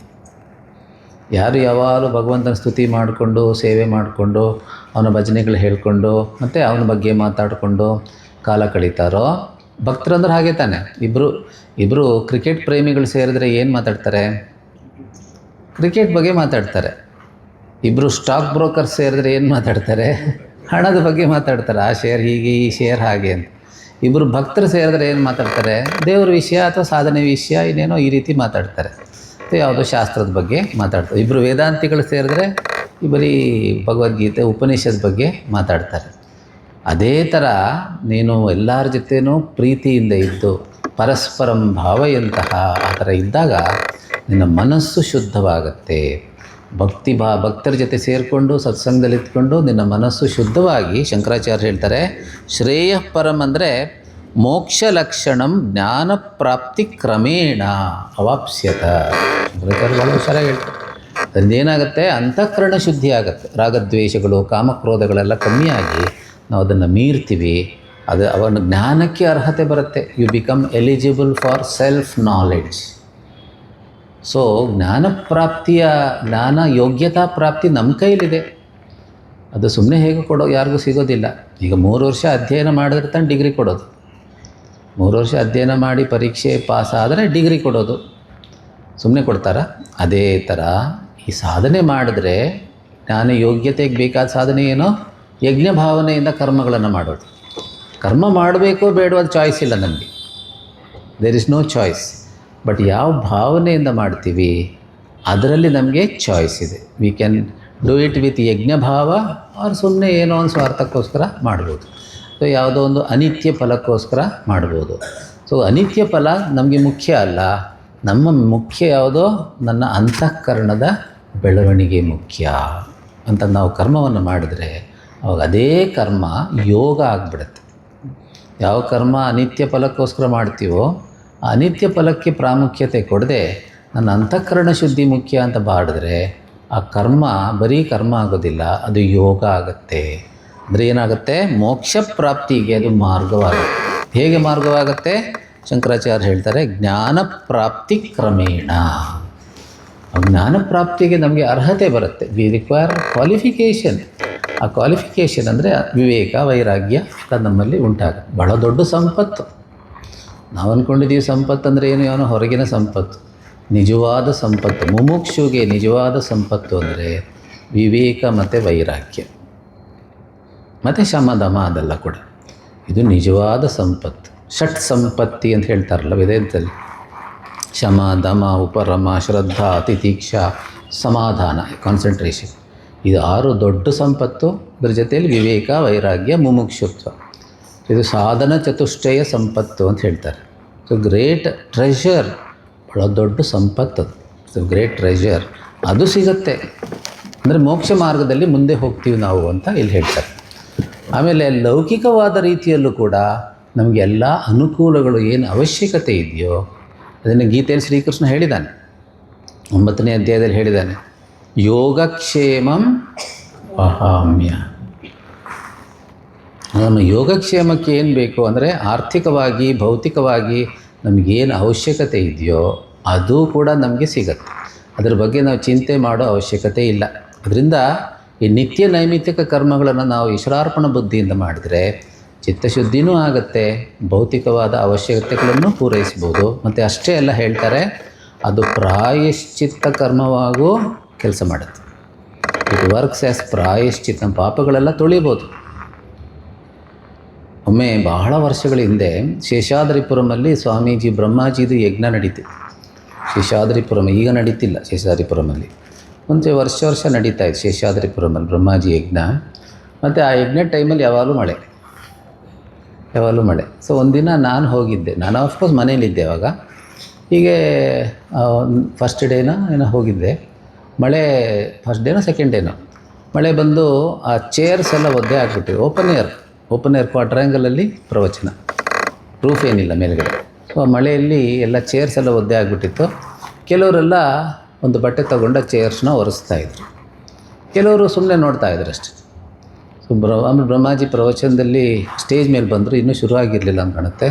ಅವರು ಹೇಳಿದ್ರು, ನೋಡಿ ಕೆಲವರೆಲ್ಲ ಚೇರ್ಸ್ ಒರೆಸ್ತಾ ಇದ್ದಾರೆ, ಕೆಲವರೆಲ್ಲ ಸುಮ್ಮನೆ ನೋಡ್ತಾ ಇದ್ದಾರೆ. ಈ ಥರ ಇಲ್ಲಿ ಬಂದು ಸೇವೆ ಮಾಡಿದ್ರೆ ಎಷ್ಟೋ ಜನ್ಮದ ಪಾಪವನ್ನು ಕಳ್ಕೊಬೋದು ಅಂತ ಹೇಳಿದ್ರು. ಆದರೆ ಇವರು ಸುಮ್ಮನೆ ನೋಡ್ತಾ ಕೂತಿದ್ದಾರೆ ಕೆಲವರು ಅಂತ ಬೈದರು. ಅಂದರೆ ನಿತ್ಯ ನೈಮಿತ್ತಿಕ ಕರ್ಮಗಳು ಪ್ರಾಯಶ್ಚಿತ್ತ ಕರ್ಮವಾಗೂ ಕೆಲಸ ಮಾಡ್ಬೋದು. ಸೊ 3 in 1 ಅಂತ ಹೇಳ್ತಾರೆ. ಅದು ನಿತ್ಯ ನೈಮಿತ್ತಿಕ ಕರ್ಮಗಳನ್ನು ಈಶ್ವರಾರ್ಪಣ ಬುದ್ಧಿಯಿಂದ ಮಾಡಿದ್ರೆ 3 in 1. ಆದರೆ ನಾವು ಇಂಪಾರ್ಟೆನ್ಸ್ ಯಾವುದಕ್ಕೆ ಕೊಡಬೇಕು? ಚಿತ್ತಶುದ್ಧಿಗೋಸ್ಕರ ನಾನು ಮಾಡ್ತಿದ್ದೀನಿ ಅಂತ ಆ ಭಾವನೆಯಲ್ಲಿ ಮಾಡಿದ್ರೆ ನಮಗೆ ಶ್ರೇಯೋ ಮಾರ್ಗದಲ್ಲಿ ಮುಂದೆ ಹೋಗೋದಕ್ಕೆ ಸಾಧ್ಯವಾಗುತ್ತೆ. ಈಗ ಪ್ರೇಯೋ ಮಾರ್ಗದಲ್ಲಿ ಏನು ಸಿಗುತ್ತೆ? ಇಷ್ಟಾನ್ ಭೋಗಾನ್ ಹಿ ವೋ ದೇವಾಃ ದಾಸ್ಯಂತೆ ಯಜ್ಞಭಾವಿತಾಃ ತೈರ್ದತ್ತಾನ ಪ್ರದಾಯೈಭ್ಯಃ ಯೋ ಭುಂಕ್ತೇಸ್ತೇನ ಏವ ಸಃ ಇಷ್ಟಾನ್ ಭೋಗಾನ್ ಹಿ ವೋ दास्यन्ते यज्ञभाविताः तैर्दत्तान प्रदायैभ्यः यो भुङ्क्ते तेन एव सः. ಸೊ ಇಷ್ಟಾನ್ ಭೋಗಾನ್ ಅಂದ್ರೇನು? ಅರ್ಥಕಾಮ. ನಮಗೆ ಬೇಕಾಗಿರುವಂಥ ಪ್ರಾಪ್ತಿ. ಏನೇನು ಪ್ರಾಪ್ತಿಗಳು ಬೇಕು ಶಂಕರಾಚಾರ್ಯರು ಅದಕ್ಕೆ ಹೇಳ್ತಾರೆ, ಸ್ತ್ರೀ ಪಶು ಪುತ್ರಾದಿ, ಸ್ತ್ರೀ ಪಶು ಪುತ್ರ ಆದಿ ಎಕ್ಸೆಟ್ರಾ. ಸೊ ಏನಾದ್ರು ಭೌತಿಕವಾದಂಥ ಅವಶ್ಯಕತೆಗಳು ನಮ್ಗೆ ಏನೇನು ಬೇಕೋ ಅದು ಕೂಡ ಸಿಗತ್ತೆ. ದೇವತೆಗಳು ನಮಗೆ ಆಶೀರ್ವಾದ ಮಾಡ್ತಾರೆ. ತೇ ದೇವಾಹ ದಾಸ್ಯಂತೆ, ದಾಸ್ಯಂತೆ ಅಂದರೆ ಕೊಡ್ತಾರೆ. ಯಜ್ಞಭಾವಿತಾಹ, ಯಜ್ಞಗಳಿಂದ ಯಜ್ಞ ಭಾವನೆಯಿಂದ ನಾವು ಕರ್ಮಗಳನ್ನು ಮಾಡಿ ಪಂಚಮಹಾಯಜ್ಞಗಳನ್ನು ಮಾಡಿ ಆ ದೇವತೆಗಳನ್ನು ಸಂತೋಷಪಡಿಸಿದಾಗ, ಸೊ ಇಲ್ಲಿ ಭಾವಿತ ಅಂದರೆ ತೋಷಿತಾ, ತೋಷಿತ ಅಂದ್ರೇನು, ಅವರು ತೃಪ್ತರಾದಾಗ ಅವರು ನಮಗೆ ಭೌತಿಕವಾದ ಅವಶ್ಯಕತೆಗಳನ್ನು ಅನುಗ್ರಹ ಮಾಡ್ತಾರೆ. ಆದರೆ ತೈಹಿ ದತ್ತಾನ್ ಅಪ್ರದಾಯೇಭ್ಯ ಯೋ ಭುಂಕ್ತೆ, ಈಗ ಭಗವಂತ ಕೊಟ್ಟಿರೋದನ್ನು, ದೇವತೆಗಳನ್ನು ಕೊಟ್ಟಿರೋದನ್ನು ನಾವು ಕೇವಲ ನಮಗೋಸ್ಕರ ಮಾತ್ರ ಉಪಯೋಗಿಸಿದ್ರೆ ಮತ್ತು ಕೃತಜ್ಞತೆ ಇಲ್ಲದೆ ಉಪಯೋಗಿಸಿದ್ರೆ, ಒಂದು ಕೃತಜ್ಞತೆ ಇಲ್ಲದೆ ಉಪಯೋಗಿಸೋದು, ಆಮೇಲೆ ನಮಗೋಸ್ಕರ ಮಾತ್ರ ಉಪಯೋಗಿಸಿದ್ರೆ ಸ್ಥೇನ ಏವ ಸಹ, ಸ್ಥೇನ ಅಂದರೆ ಕಳ್ಳ. ಸೊ ಮೊದಲನೇದಾಗಿ ಯಜ್ಞ ಭಾವನೆಯಲ್ಲಿ ಬದುಕಬೇಕು. ನಾವು ಮಾಡೋ ಕರ್ಮ ಎಲ್ಲ ಯಜ್ಞ ಭಾವನೆಯಲ್ಲಿ ಮಾಡೋದು ಮೊದಲನೇ ಪಾಯಿಂಟ್. ಮತ್ತು ಅದ್ರ ಫಲ ಬರುತ್ತಲ್ಲ, ಫಲ ಕೊಡ್ತಾರೆ ದೇವತೆಗಳು, ಫಲ ಕೊಡ್ತಾರೆ, ಭಗವಂತ ಫಲ ಕೊಡ್ತಾನೆ. ಅದು ಬಂದಾಗ ಸುಖದ ರೀತಿ, ಬೇರೆ ಬೇರೆ ಬೇರೆ ರೀತಿ ಭೌತಿಕ ಲಾಭ, ಹಣ ಪ್ರಾಪ್ತಿ, ಬೇರೆ ಬೇರೆ ರೀತಿಯ ಪ್ರಾಪ್ತಿಯ ಮೂಲಕ ನಮಗೆ ಸಿಕ್ಕಿದಾಗ ಅದು ಬೇರೆಯವ್ರ ಜೊತೆ ಹಂಚಿಕೊಂಡು ಅನುಭವಿಸ್ಬೇಕು. ಒಂದು ಪಾಯಿಂಟ್. ನಮ್ಮಲ್ಲಿ ಕೃತಜ್ಞತೆ ಇರಬೇಕು. ಭಗವಂತ ಇದು ನಿನ್ನ ಪ್ರಸಾದ, ನಾನು ನಿನ್ನ ಸೇವೆ ಮಾಡೋದಕ್ಕೆ ಅವಕಾಶ ಕೊಡು, ಈ ರೀತಿ ಒಂದು ಮನಸ್ಥಿತಿಯಿಂದ ನಾವು ಅದನ್ನು ಅನುಭವಿಸ್ಬೇಕು. ಇಲ್ಲ ಅಂತಂದರೆ ನಾವು ಕಳ್ಳರಾಗ್ಬಿಡ್ತೀವಿ. ಕಳ್ಳರು ಅಂದರೆ ಯಾರು? ಒಂದು ಅಂಗಡಿಗೆ ಹೋಗಿ ಏನೂ ಕೊಡ್ತೇನೆ ತೊಗೊಂಡ್ರೆ ಅವ್ನು ಕಳ್ಳ, ದುಡ್ಡು ಕೊಟ್ಟು ತೊಗೊಂಡ್ರೆ ಅದು ಕಳ್ಳ ಆಗೋದಿಲ್ಲ. ಸೊ ಆ ರೀತಿ ಭಗವಂತ ಕೊಡ್ತಾನೇ ಇರ್ತಾನೆ, ಪ್ರಕೃತಿ ಕೊಡ್ತಾನೇ ಇರುತ್ತೆ. ನಾವು ಏನೂ ವಾಪಸ್ ಕೊಡದೆ, ಎಲ್ಲರ ಜೊತೆ ಹಂಚ್ಕೊಳ್ದೇನೆ ನಾವೇ ಅದನ್ನು ಅನುಭವಿಸ್ತಾ ಇದ್ದರೆ ಆವಾಗ ಪಾಪ ಬರುತ್ತೆ, ಮನಸ್ಸು ಅಶುದ್ಧವಾಗಿಬಿಡುತ್ತೆ. ಇಲ್ಲ ಅಂದರೆ ಮನಸ್ಸು ಶುದ್ಧವಾಗುತ್ತೆ. ಕೃತಜ್ಞತಾ ಭಾವದಿಂದ ಕರ್ಮ ಮಾಡುವಂಥದ್ದು ಏನೇ ಬಂದರೂ ಪ್ರಸಾದ ರೂಪದಲ್ಲಿ ಸಂತೋಷವಾಗಿ ಸ್ವೀಕರಿಸಿ ಎಲ್ಲರ ಜೊತೆ ಹಂಚಿಕೊಂಡು ಅನುಭವಿಸಿದರೆ ನಮ್ಮ ಮನಸ್ಸು ಶುದ್ಧವಾಗುತ್ತೆ. ಆ ಮನಃಶುದ್ಧಿ ಅನ್ನೋದು ಒಂದು ಸಾಧನೆ ಅಲ್ವಾ? ಅದನ್ನು ಮುಂದಿನ ಶ್ಲೋಕದಲ್ಲಿ 9ರಿಂದ 12 ಯಜ್ಞಭಾವದ ಬಗ್ಗೆ ಟಾಪಿಕ್. 2 ಟಾಪಿಕ್ ಆಯಿತು. ಭಗವಂತನ ಆಜ್ಞೆ ಅಂತ ಭಾವಿಸಿ ನಾವು ನಮ್ಮ ಕರ್ತವ್ಯಗಳನ್ನು ಮಾಡೋದು ಒಂದು ಟಾಪಿಕ್. 2ನೇದು ಯಜ್ಞ ಭಾವನೆಯಿಂದ ನಮ್ಮ ಜೀವನವನ್ನು ನಡೆಸೋದು, ಕರ್ಮಗಳನ್ನು ಮಾಡೋದು 2ನೇದು. ಇನ್ನು 3ನೇದು ಒಬ್ಬ ಅನ್ಕೊಬೋದು, ನಾನು ಕರ್ಮ ಮಾಡ್ತಿರೋದು ಚಿತ್ತಶುದ್ಧಿಗೋಸ್ಕರ. ಈ ರೀತಿ ಯಜ್ಞ ಭಾವನೆ ಅಂತಲೇ ಹೇಳ್ತೇನೆ, ನಾನು ಕರ್ಮ ಮಾಡ್ತಿರೋದು ಚಿತ್ತಶುದ್ಧಿಗೋಸ್ಕರ. ಯಾಕೆ? ಚಿತ್ತಶುದ್ಧಿ ಇಲ್ಲದೆ ಜ್ಞಾನಪ್ರಾಪ್ತಿ ಇಲ್ಲ, ಜ್ಞಾನಪ್ರಾಪ್ತಿ ಇಲ್ಲದೆ ಮೋಕ್ಷ ಇಲ್ಲ. ಸೊ ಈ ವಿಚಾರವನ್ನು ಮನಸ್ಸಲ್ಲಿ ಇಟ್ಕೊಂಡು ಒಬ್ಬ ಕರ್ಮ ಮಾಡಿದ್ರೆ ಅದು ಯೋಗ ಆಗುತ್ತೆ. That attitude also comes under karma yoga. That attitude converts ಕರ್ಮ ಇಂಟು ಯೋಗ. ಅದನ್ನು ಹೇಳ್ತಿದ್ದಾನೆ ಮುಂದಿನ ಶ್ಲೋಕದಲ್ಲಿ. ಯಜ್ಞಶಿಷ್ಟಾಶಿನಃ ಸಂತಃ ಮುಚ್ಯಂತೆ ಸರ್ವಕಿಲ್ಬಿಷೈಃ ಭುಂಜತೆ ತೇ ತ್ವಗಂ ಪಾಪಾಃ ಹೇ ಪಚಂತ್ಯಾತ್ಮಕಾರಣಾತ್ ಯಜ್ಞಶಿಷ್ಟಾಶಿನಃ ಮುಚ್ಯಂತೆ ಸರ್ವಕಿಲ್ಬಿಷೈಃ ಭುಂಜತೆ ತೇ ತ್ವಗಂ ಪಾಪಾಃ ಯೇ ಪಚಂತ್ಯಾತ್ಮಕಾರಣಾತ್. ಸೊ ನಾವು ಒಂದು ಪೂಜೆ ಮಾಡ್ತೀವಿ, ಯಜ್ಞ ಅಂದರೆ ಪೂಜೆ ಅಂತಲೇ ಅರ್ಥ. ಒಂದು ಪೂಜೆ ಮಾಡ್ತೀವಿ ಅಂತ ಇಟ್ಕೊಳ್ಳೋಣ. ಪೂಜೆ ಮಾಡಿದ್ಮೇಲೆ ಕೊನೆಯಲ್ಲಿ ಪ್ರಸಾದ ಸಿಗತ್ತೆ, ಹೌದಾ? ಆ ಪ್ರಸಾದಕ್ಕೆ ಹೆಸರು ಯಜ್ಞಶಿಷ್ಟ. ಯಜ್ಞಶಿಷ್ಟ ಯಜ್ಞಶಿಷ್ಟ ಅಶಿನಃ ಅಂದರೆ ಯಾರು ಪೂಜೆಯಲ್ಲಿ ಭಾಗವಹಿಸಿ ಆ ಪೂಜೆಯ ಪ್ರಸಾದವನ್ನು ಸ್ವೀಕರಿಸ್ತಾನೋ ಅವನಿಗೆ ಹೆಸರು ಯಜ್ಞಶಿಷ್ಟ ಅಶಿನಃ. ಅಂಥವ್ರು ಪ್ಲೂರಲ್, ಅಂಥವ್ರಿಗೆ ಹೆಸರು ಯಜ್ಞಶಿಷ್ಟ. ಯಾರು ಯಜ್ಞ ಕರ್ಮಗಳನ್ನು ಮಾಡಿ ಅಂದರೆ ಯಜ್ಞ ಭಾವನೆಯಲ್ಲಿ ಜೀವನ ನಡೆಸಿ ಭಗವಂತ ಕೊಡೋದನ್ನು ಪ್ರಸಾದ ರೂಪದಲ್ಲಿ ಸ್ವೀಕರಿಸ್ತಾರೋ ಅವರಿಗೆ ಹೆಸರು ಯಜ್ಞಶಿಷ್ಟಾಶಿನಃ. ಅವರು ಮುಚ್ಯಂತೆ ಸರ್ವ ಕಿಲ್ಬಿಷೈಹಿ. ಕಿಲ್ಬಿಷ ಅಂದರೆ ರಾಗದ್ವೇಷಗಳು, ಅದು ಅಂತಃಕರಣದ ಕಲ್ಮಶ. ಕಿಲ್ಬಿಷ ಅಂದರೆ ದೋಷಗಳು. ಇಲ್ಲಿ ಶಂಕರಾಚಾರ್ಯರು ಪಾಪ ಅಂತ ಹೇಳ್ತಾರೆ, ಅಂದರೆ ಮನಸ್ಸಿನ ರಾಗದ್ವೇಷ. ಆತ್ಮಬೋಧದಲ್ಲಿ ಶಂಕರಾಚಾರ್ಯ ಹೇಳ್ತಾರೆ, ಸಂಸಾರ ಸ್ವಪ್ನ ತುಲ್ಯೋ ಹಿ ರಾಗದ್ವೇಷಾದಿ ಸಂಕುಲಃ.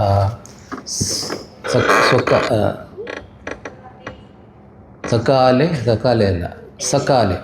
ಸತ್ಯವದ್ಭಾತಿ ಪ್ರಬೋಧೆ ಸತ್ಯ ಸದ್ಭವೇ. ಸೊ ಸಂಸಾರ ಅಂದರೆ ಏನಿಲ್ಲ, ಮನಸ್ಸಿನ ಸೃಷ್ಟಿ. ಅದು ಮನಸ್ಸಿನ ಒಂದು ಸ್ಥಿತಿ. ಸಂಸಾರ ಸ್ವಪ್ನ ತುಲ್ಯೋ ಹಿ ರಾಗದ್ವೇಷಾದಿ ಸಂಕುಲ. ಈ ಸ್ವಪ್ನ ಅನುಭವಿಸ್ತೀವಲ್ಲ, ಕನಸು, ಅದು ಮನಸ್ಸಿನ ಸೃಷ್ಟಿ ತಾನೆ. ಕನಸು ಅನ್ನೋದು ಮನಸ್ಸಿನ ಸೃಷ್ಟಿ. ಅದೇ ಥರ ಸಂಸಾರ ಕೂಡ ಮನಸ್ಸಿನ ಸೃಷ್ಟಿ. ಅಂದರೆ ಏನರ್ಥ? ಕನಸು ಹೇಗೆ ಮನಸ್ಸನ್ನು ಸೃಷ್ಟಿ ಮಾಡುತ್ತೋ, ಮನಸ್ಸು ಹೇಗೆ ಕನಸನ್ನು ಸೃಷ್ಟಿ ಮಾಡುತ್ತೋ, ಅದೇ ರೀತಿ ಮನಸ್ಸೇ ಸಂಸಾರವನ್ನು ಸೃಷ್ಟಿ ಮಾಡುತ್ತೆ. ಸೊ ಸಂಸಾರ ಅನ್ನೋದು ಒಂದು ಮನಸ್ಥಿತಿ. ಯಾವ ಥರ ಮನಸ್ಥಿತಿ ಅದು? ರಾಗದ್ವೇಷಾದಿ ಸಂಕುಲ. ಸೊ ರಾಗದ್ವೇಷಾದಿ ಸಂಕುಲ, ರಾಗ ದ್ವೇಷ ಕಾಮಕ್ರೋಧಗಳಿಂದ ಕೂಡಿರೋ ಮನಸ್ಸಿದೆಯಲ್ಲ, ಅದಕ್ಕೆ ಹೆಸರು ಸಂಸಾರ. ಅಂದರೆ ಡಿಸ್ಟರ್ಬ್ಡ್ ಮೈಂಡ್ ಅಂತ ಹೆಸರು. ಮನಸ್ಸು ಶಾಂತವಾಗಿದ್ದರೆ ಸಂಸಾರ ಇಲ್ಲ, ದೇರ್ ಇಸ್ ನೋ ಸಂಸಾರ ಬಂಧನ. ಸ್ವಕಾಲೆ ಅಂತಂದರೆ ಅದರ ಕಾಲದಲ್ಲಿ ಅದು ಸತ್ಯ ಅಂತ ಅನಿಸುತ್ತೆ. ಕನಸು ಕಾಣುವಾಗ ನಮಗೆ ಭಾಳ ಸತ್ಯ ಅಂತ ಅನಿಸುತ್ತೆ.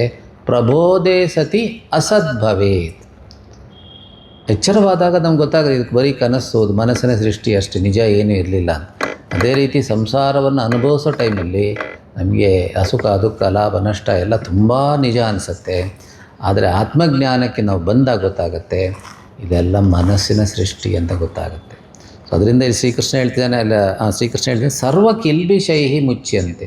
ಅವನ ಅಂತಃಕರಣ ರಾಗದ್ವೇಷಗಳಿಂದ ವಿಮುಕ್ತವಾಗಿಬಿಡುತ್ತೆ, ಕಾಮಕ್ರೋಧಗಳಿಂದ ವಿಮುಕ್ತವಾಗಿಬಿಡುತ್ತೆ. ಅಂದರೆ ಏನರ್ಥ? ಅವನ ಅಂತಃಕರಣ ಶುದ್ಧವಾಗಿಬಿಡುತ್ತೆ. ಯಾರು ಯಜ್ಞ ಭಾವನೆಯಲ್ಲಿ ಯಾರು ಬದುಕ್ತಾನೋ ಅವನು.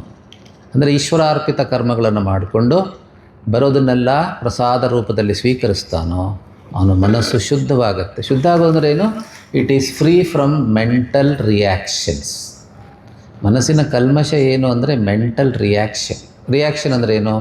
ನನಗೆ ಬೇಕಾಗಿರೋದು ಇನ್ನೊಬ್ರಿಗೆ ಸಿಕ್ತು, ಏನಾಗುತ್ತೆ? ಅಸೂಯೆ. ಅಥವಾ ನನಗೆ ಬೇಕಾಗಿರೋದು ಸಿಕ್ತು, ಖುಷಿಯಾಗತ್ತೆ, ಜೊತೆಯಲ್ಲಿ ಅಹಂಕಾರನೂ ಬರುತ್ತೆ. ಖುಷಿ ಜೊತೆ ಅಹಂಕಾರನೂ ಬರುತ್ತೆ. ನನಗೆ ಬೇಕಾಗಿರೋದು ಸಿಗಲಿಲ್ಲ, ಡಿಪ್ರೆಷನ್. ಅಲ್ವಾ? ಡಿಪ್ರೆಷನ್, ಖಿನ್ನತೆ ಬರುತ್ತೆ. ಮತ್ತು ಭವಿಷ್ಯದ ಬಗ್ಗೆ ಭಯ ಉಂಟಾಗತ್ತೆ. ಹಿಂದೆ ನಡೆದೋಗಿರೋ ವಿಷಯದಲ್ಲಿ ನಮಗೆ ಎಷ್ಟೋ ಮಾಡಬಾರ್ದಾಗಿತ್ತು, ಹಿಂಗಾಗಬೇಕಾಗಿತ್ತು, ಅದೇನೇನೋ ಯೋಚನೆಗಳು, ವ್ಯಥೆ ಉಂಟಾಗುತ್ತೆ. ಸೊ ಇದೆಲ್ಲ ಮೆಂಟಲ್ ಸ್ಟೇಟ್ಸ್ ಇದೆಯಲ್ಲ, ದಟ್ ಈಸ್ ಕಾಲ್ಡ್ ಕಿಲ್ಬಿಷ, ಮನಸ್ಸಿನ ಕಲ್ಮಶ.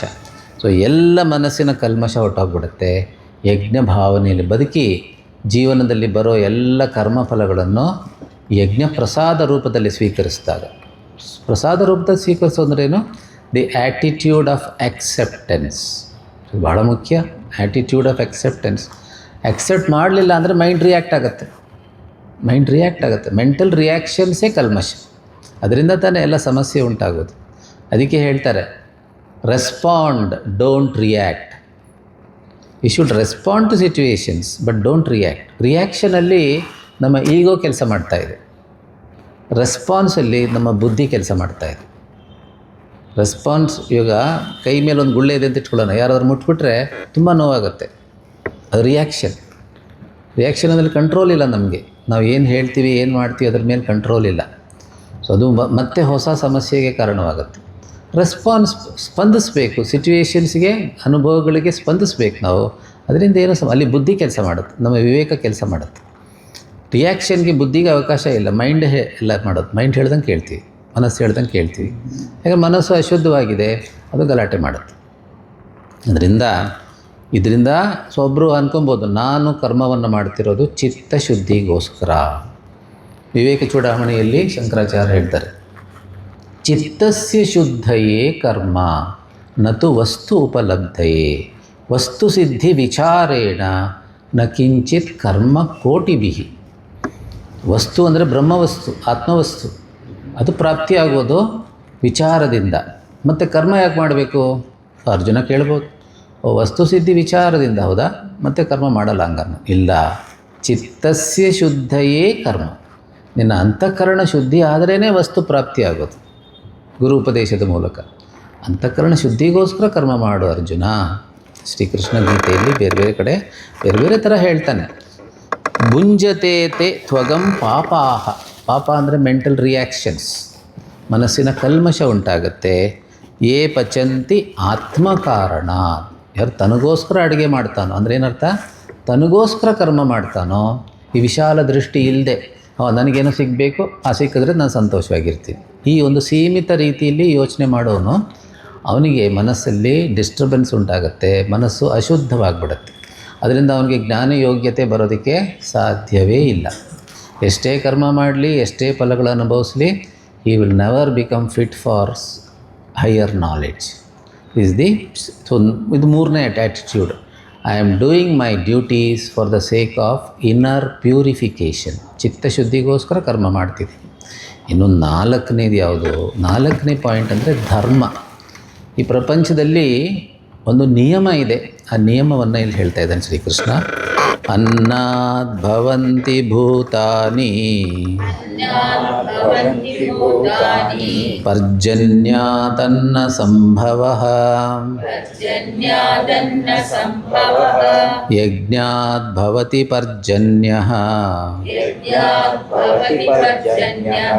ಯಜ್ಞಃ ಕರ್ಮ ಸಮುದ್ಭವಃ. ಮುಂದಿನ ಶ್ಲೋಕ ಭವಂತಿ ಪರ್ಜನ್ಯಾದನ್ನ ಸಂಭವಃ ಯಜ್ಞಾತ್ ಭವತಿ ಪರ್ಜನ್ಯಃ ಯಜ್ಞಃ ಕರ್ಮ ಸಮುದ್ಭವಃ. ಕರ್ಮ ಬ್ರಹ್ಮೋದ್ಭವಂ ವಿದ್ಧಿ ಕರ್ಮ ಬ್ರಹ್ಮೋದ್ಭವಂ ವಿದ್ಧಿ ಬ್ರಹ್ಮಾಕ್ಷರ ಸಮುದ್ಭವಂ ಬ್ರಹ್ಮಾಕ್ಷರ ಸಮುದ್ಭವಂ. ತಸ್ಮಾತ್ ಸರ್ವಗತಂ ಬ್ರಹ್ಮ ತಸ್ಮಾತ್ ಸರ್ವಗತಂ ಬ್ರಹ್ಮ ನಿತ್ಯಂ ಯಜ್ಞೇ ಪ್ರತಿಷ್ಠಿತಂ. ನಿತ್ಯಂ ಯಜ್ಞೇ ಪ್ರತಿಷ್ಠಿತಂ.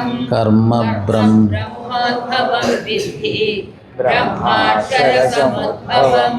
ತಸ್ಮಾತ್ ಸರ್ವಗತಂ ಬ್ರಹ್ಮ ನಿತ್ಯಂ ಯಜ್ಞೇ ಪ್ರತಿಷ್ಠಿತಂ. ಶಂಕರಾಚಾರ್ಯ ಹೇಳ್ತಾರೆ, ಇತಶ್ಚ ಅಧಿಕೃತೇನ ಕರ್ಮ ಕರ್ತವ್ಯಂ ಜಗತ್ ಚಕ್ರ ಪ್ರವೃತ್ತಿ ಹೇತು ಹಿ ಕರ್ಮ. ಆಚಾರ್ಯ ಶಂಕರರು ಇಂಟ್ರಡಕ್ಷನಲ್ಲಿ ಹೇಳ್ತಾರೆ, ಕರ್ಮ ಅನ್ನೋದು ಜಗತ್ ಚಕ್ರ ಪ್ರವೃತ್ತಿ ಹೇತು. ಹೇತು ಅಂದರೆ ಕಾರಣ. ಈ ಜಗತ್ತಲ್ಲಿ ಒಂದು ಚಕ್ರ ಇದೆ, ಒಂದು ಚಕ್ರವನ್ನು ಇಲ್ಲಿ ವಿವರಿಸ್ತಾ ಇದ್ದಾರೆ ಶ್ರೀಕೃಷ್ಣ. ಆ ಚಕ್ರ ಮೇಂಟೈನ್ ಆಗಬೇಕಾದ್ರೆ ಕರ್ಮ ನಡೀತಾ ಇರಬೇಕು, ಯಜ್ಞ ರೂಪದಲ್ಲಿ ಕರ್ಮ ನಡೀತಾ ಇರಬೇಕು. ಯಾವುದು ಆ ಚಕ್ರ ಯಾವುದು ಅಂತ ಮೊದಲು ತಿಳಿಸ್ತಾ ಇದ್ದಾನೆ. ಅನ್ನಾದ್ ಭವಂತಿ ಭೂತಾನಿ. ಭೂತಾನಿ ಅಂದರೆ ಪ್ರಾಣಿಗಳು, ಮುಖ್ಯವಾಗಿ ಇಲ್ಲಿ ಮನುಷ್ಯರು ಅಂತಲೂ ತಗೊಬೋದು, ಎಲ್ಲ ಪ್ರಾಣಿಗಳಿಗೂ ಅನ್ವಯಿಸುತ್ತೆ. ಆದರೆ ಇಲ್ಲಿ ಸಾಧನೆ ಹೇಳಿರೋದ್ರಿಂದ ಮನುಷ್ಯರು ಅಂತ ನಾವು ಅರ್ಥ ಮಾಡ್ಕೊಬೇಕು. ಸೊ ಶರೀರಗಳು, ಮನುಷ್ಯರ ಶರೀರಗಳು ಯಾವುದರಿಂದ ಬರೋದು? ಆಹಾರದಿಂದ. ಆಹಾರದಿಂದ ತಂದೆ ತಾಯಿ ಏನು ಆಹಾರವನ್ನು ಸ್ವೀಕರಿಸ್ತಾರೋ ಅದು ಬೀಜ ರೂಪದಲ್ಲಿ ಸೇರಿ ನಮ್ಮ ಶರೀರವನ್ನು ಸೃಷ್ಟಿ ಮಾಡುತ್ತೆ. ಸೊ ಈ ಶಂಕರಾಚಾರ್ಯ ಅದರ ಬಗ್ಗೆ ಹೇಳ್ತಾರೆ. ಮನುಷ್ಯನ ಶರೀರ ಬರೋದು ಆಹಾರದಿಂದ, ಬೆಳವಣಿಗೆಯೂ ಆಹಾರದಿಂದ, ಉತ್ಪತ್ತಿಯಾಗೋದು ಆಹಾರದಿಂದ. ಸೊ ನೆಕ್ಸ್ಟ್ ಪರ್ಜನ್ಯಾತ್ ಅನ್ನ ಸಂಭವ. ಆಹಾರ ಎಲ್ಲಿಂದ ಬರುತ್ತೆ? ಮಳೆಯಿಂದ ಬರುತ್ತೆ. ಮಳೆ ಬೆಳೆ ಎಲ್ಲ ಚೆನ್ನಾಗಾದರೆ ಆಹಾರ ಉತ್ಪತ್ತಿ ಆಗುತ್ತೆ. ಆದರೆ ಮಳೆ ಬೆಳೆ ಚೆನ್ನಾಗಿ ಆಗಬೇಕಾದ್ರೆ ಯಜ್ಞಾದ್ಭವತಿ ಪರ್ಜನ್ಯ. ಯಜ್ಞ ನಡಿಬೇಕು, ಯಜ್ಞ ಕಾರ್ಯಗಳಾಗಬೇಕು, ಯಜ್ಞ ಭಾವನೆಯಲ್ಲಿ ಜೀವನ ನಡೆಸಬೇಕು ಜನರು. ಆವಾಗ ಮಳೆ ಬೆಳೆ ಎಲ್ಲ ಚೆನ್ನಾಗಾಗತ್ತೆ. ಆಮೇಲೆ ಯಜ್ಞ ಕರ್ಮ ಸಮುದ್ಭವ. ಯಜ್ಞ ಯಾವಾಗ ಆಗುತ್ತೆ? ಕರ್ಮ ಮಾಡಿದಾಗ. ಕರ್ಮಕ್ಕೆ ಯಜ್ಞ ಅಂತ ಹೆಸರು.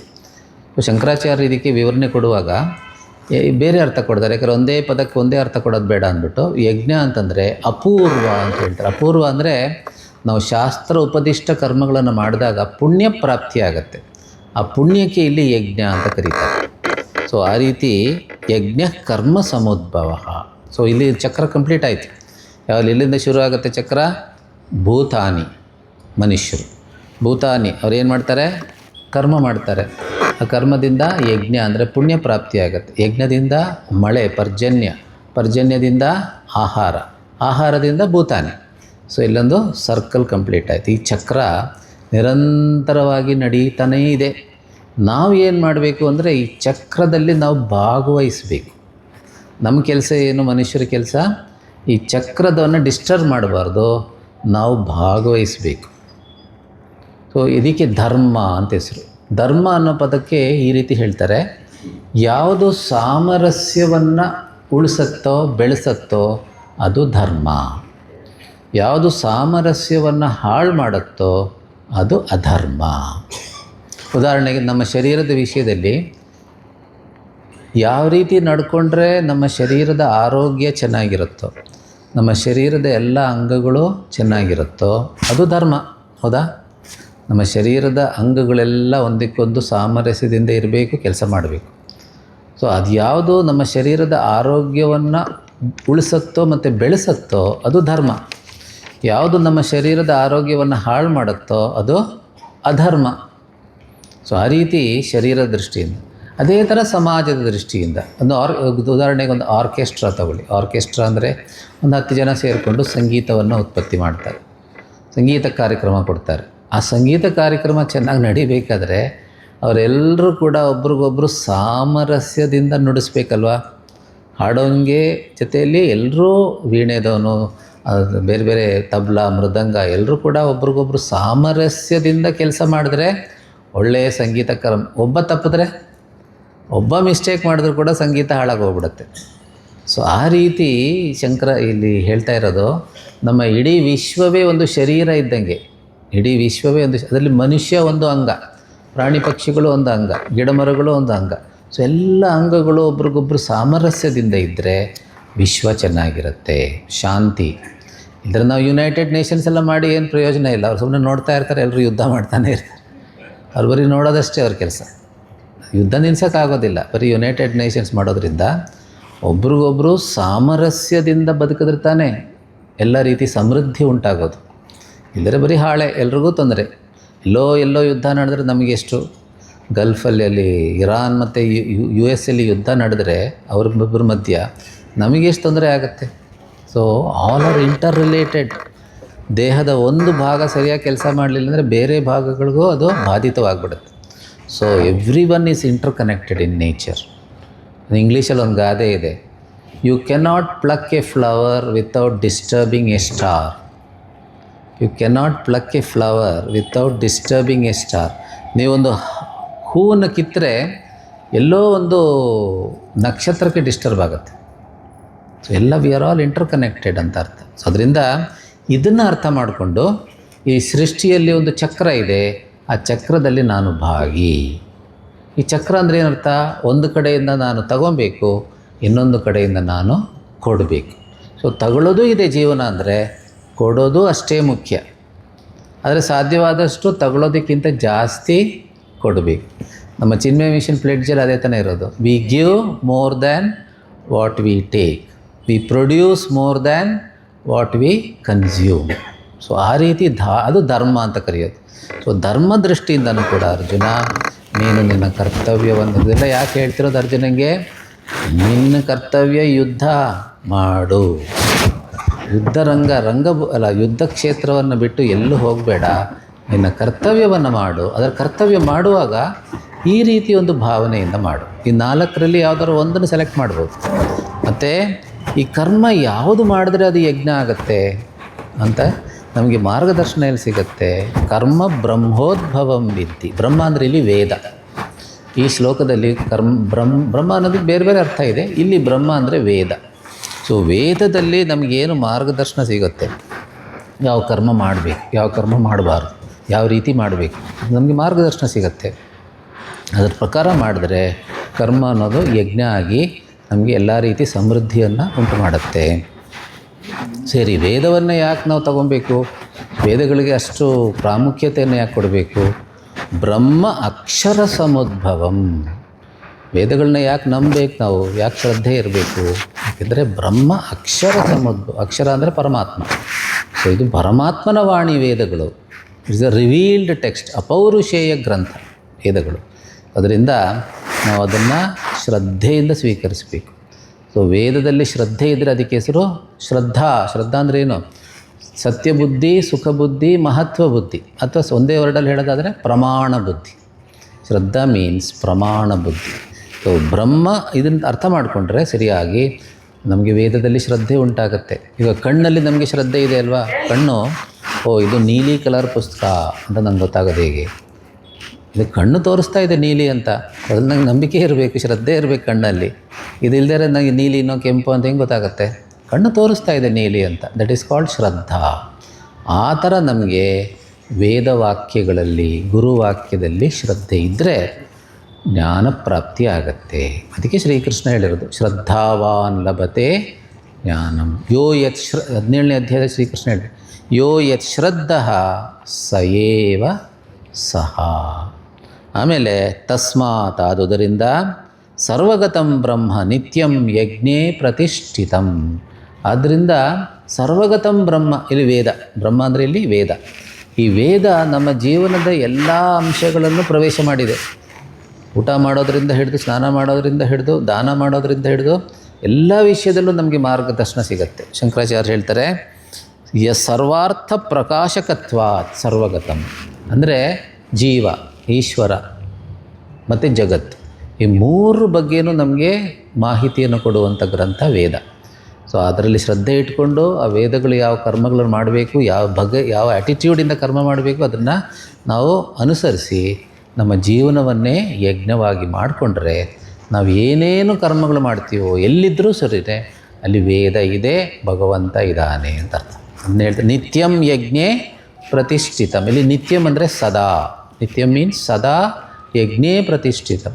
ಎಲ್ಲಿ ಯಜ್ಞ ಕಾರ್ಯ ನಡೀತಾ ಇದೆಯೋ, ಎಲ್ಲಿ ಯಜ್ಞ ಭಾವನೆಯಿಂದ ಜೀವನ ನಡೀತಿದೆಯೋ ಅಲ್ಲಿ ವೇದನೂ ಇದೆ, ಅಲ್ಲಿ ಭಗವಂತನೂ ಇದ್ದಾನೆ ಅಂತ ನಾವು ಅರ್ಥ ಮಾಡ್ಕೊಬೇಕು.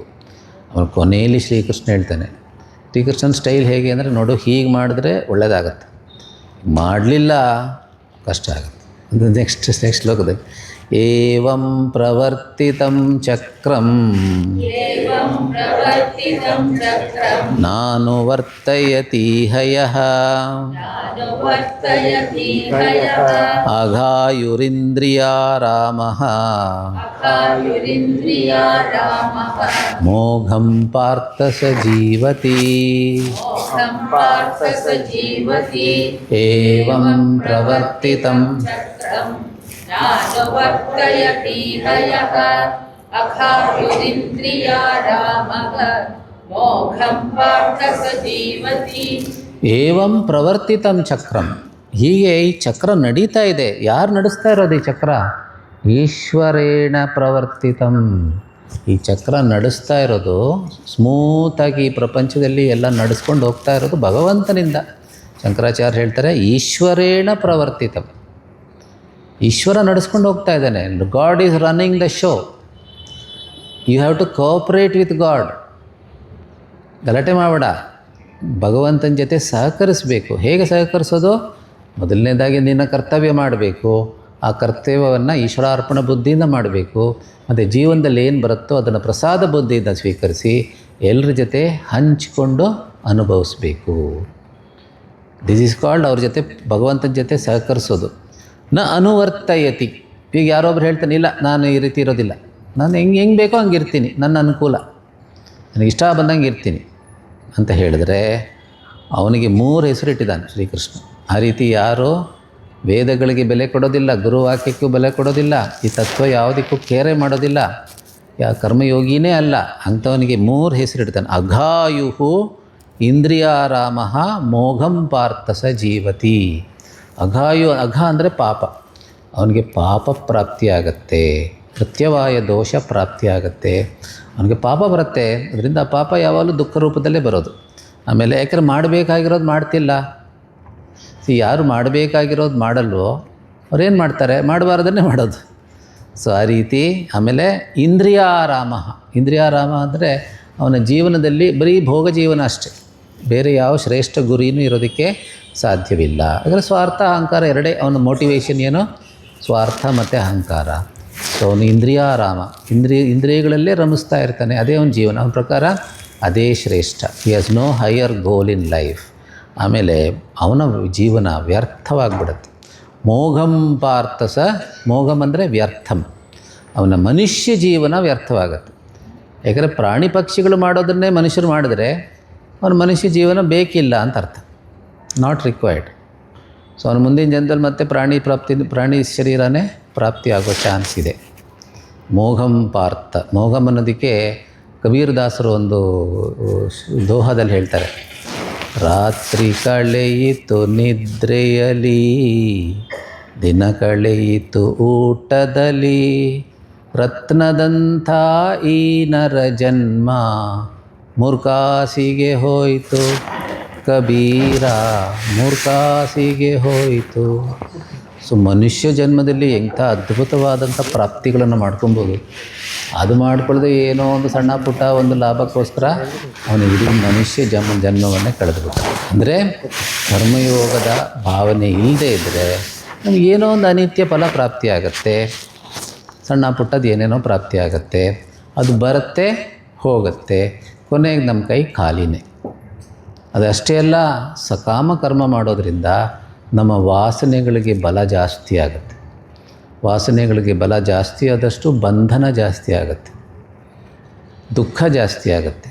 ಅದರಿಂದ ಮೋಘಂ ಪಾರ್ಥ ಸ ಜೀವತಿ, ಅವನ ಮನುಷ್ಯ ಜನ್ಮ ವ್ಯರ್ಥವಾಗೋಯ್ತು. ಮನುಷ್ಯ ಜನ್ಮ ಸ್ವಾಮಿ ಶಿವಾನಂದರು ಒಂದು ಸಣ್ಣ ಒಂದು ಕತೆ ಹೇಳಿ ಮುಗಿಸ್ಬಿಡ್ತೀನಿ. ಸಣ್ಣ ಕತೆ ಅಲ್ಲ, ಒಂದು ಉದಾಹರಣೆ. ಒಬ್ಬ ರಾಜ ಇದ್ದ. ಅವನಿಗೆ ಏನಂದರೆ ಪಂಡಿತರಿಗೆ ಮತ್ತು ಸಾಧಕರಿಗೆಲ್ಲ ಸನ್ಮಾನ ಮಾಡೋದು ಒಂದೊಂದು ಪದ್ಧತಿ. ಈಗಲೂ ಮಾಡ್ತಾರಲ್ಲ, ರಾಜ್ಯೋತ್ಸವ ಅಂದರೆ ಏನು, ದೊಡ್ಡವರಿಗೆ ಸನ್ಮಾನ ಮಾಡೋದು. ಅವನಿಗೆ ಒಬ್ಬ ಪಂಡಿತನ ಕರೆದು ಸನ್ಮಾನ ಮಾಡ್ತಾನೆ. ದೊಡ್ಡ ಪಂಡಿತ ಯಾರು, ಸನ್ಮಾನ ಹೇಗೆ ಮಾಡ್ತಾನೆ ಅಂದರೆ ಒಂದು ಕಾಶ್ಮೀರಿ ಶಾಲ್ ಹಾಕ್ತಾನೆ. ಕಾಶ್ಮೀರಿ ಶಾಲ್ ಅಂದರೆ ಭಾಳ ಕಾಸ್ಟ್ಲಿ, ತುಂಬ ಬೆಲೆ ಬಾಳುವಂಥದ್ದು, ನೋಡೋಕ್ಕೂ ಚೆನ್ನಾಗಿರುತ್ತೆ, ಬೆಲೆ ಜಾಸ್ತಿ. ಆ ಪಂಡಿತ ಒಂದು ಕಡೆ ಹೋಗಿ ಕೂತ್ಕೊಂಡ್ಬಿಟ್ಟು ಅವ್ನ ಕೈಕಾಲು, ಆ ಶಾಲಿಂದ ಅವ್ನ ಕೈಕಾಲು ಒರೆಸ್ಕೊತಾನೆ, ಮುಖ ಒರೆಸ್ಕೊತಾನೆ. ಅವ್ರು ರಾಜನಿಗೆ ಅದನ್ನು ನೋಡಿ ಕೋಪ ಬಂದ್ಬಿಡುತ್ತೆ. ಅಯ್ಯೋ ಇದಕ್ಕೆ ಕೊಟ್ಟಿದ್ದು ಶಾಲ್ ಅವನಿಗೆ ಅಂದ್ಬಿಟ್ಟು, ಬಾಯ್ಲಿ ಅಂದ್ಬಿಟ್ಟು ಶಾಲ್ ಕಿತ್ಕೊಂಡ್ಬಿಟ್ಟು, ನಿನಗೆ ಈ ಶಾಲ್ ಬೆಲೆ ಗೊತ್ತಿಲ್ಲ, ಹೋಗಿ ನೀನು ಅಂತ. ಆ ಥರ ಮನುಷ್ಯ ಜನ್ಮ ಭಾಳ ಬೆಲೆ ಬಾಳುವಂಥದ್ದು, ವೆರಿ ರೇರ್ ಆಪರ್ಚುನಿಟಿ. ವಿವೇಕ ಚೂಡಾಮಣಿಯಲ್ಲಿ ಶಂಕರಾಚಾರ್ಯ ಹೇಳ್ತಾರಲ್ಲ, ಜಂತೂನಾಂ ನರಜನ್ಮ ದುರ್ಲಭಂ. ಮೋಕ್ಷಕ್ಕೆ 8 ಮೆಟ್ಲು ಕೊಡ್ತಾನೆ ಶ್ರೀ ಆಚಾರ್ಯ ಶಂಕರರು. ಮೋಕ್ಷಕ್ಕೆ 8 ಮೆಟ್ಲು ಹೇಳ್ತಾರೆ ಆ ಶ್ಲೋಕದಲ್ಲಿ. ಅದರಲ್ಲಿ ಮೊದಲನೇ ಮೆಟ್ಲು ಯಾವುದು? ಜಂತೂನಾಂ ನರಜನ್ಮ ದುರ್ಲಭಂ. ಬಹಳ ಅಪರೂಪದ ಮನುಷ್ಯ ಜನ್ಮ. ಸೊ ಅದನ್ನು ನಾವು ಸರಿಯಾದ ರೀತಿ ಬಳಸ್ಕೊಬೇಕು ಅಂದರೆ ಅದರ ಮೊದಲನೇ ಹೆಜ್ಜೆ ಕರ್ಮಯೋಗ. ನಾಳೆ ಮುಂದುವರ್ಸೋಣ. ನಾಳೆ 2ನೇ ಅಧ್ಯಾಯಕ್ಕೆ ಹೋಗೋಣ. ನಾಳೆಯಿಂದ ಭಗವದ್ಗೀತೆ 2ನೇ ಅಧ್ಯಾಯದ ಕರ್ಮಯೋಗ ವಿಚಾರ. ಓಂ ಸರ್ವೇ ಭವಂತು ಸರ್ವೇ ಸಂತು ನಿರಾಮಯಾಃ, ಸರ್ವೇ ಭದ್ರಾಣಿ ಪಶ್ಯಂತು ಮಾ ಕಶ್ಚಿತ್ ದುಃಖಭಾಗ್ ಭವೇತ್. ಸತೋ ಮಾ ಸದ್ಗಮಯ, ತಮಸೋ ಮಾ ಜ್ಯೋತಿರ್ಗಮಯ, ಮೃತ್ಯೋರ್ಮಾ ಅಮೃತಂ ಗಮಯ. ಓಂ ಶಾಂತಿ ಶಾಂತಿ ಶಾಂತಿ. ಹರಿ ಓಂ ಶ್ರೀ ಗುರುಭ್ಯೋ ನಮಃ. ಹರಿ ಓಂ. ಹರಿ ಓಂ. ನಾಳೆ ಮುಂದುವರ್ಸೋಣ. ಹರಿ ಓಂ.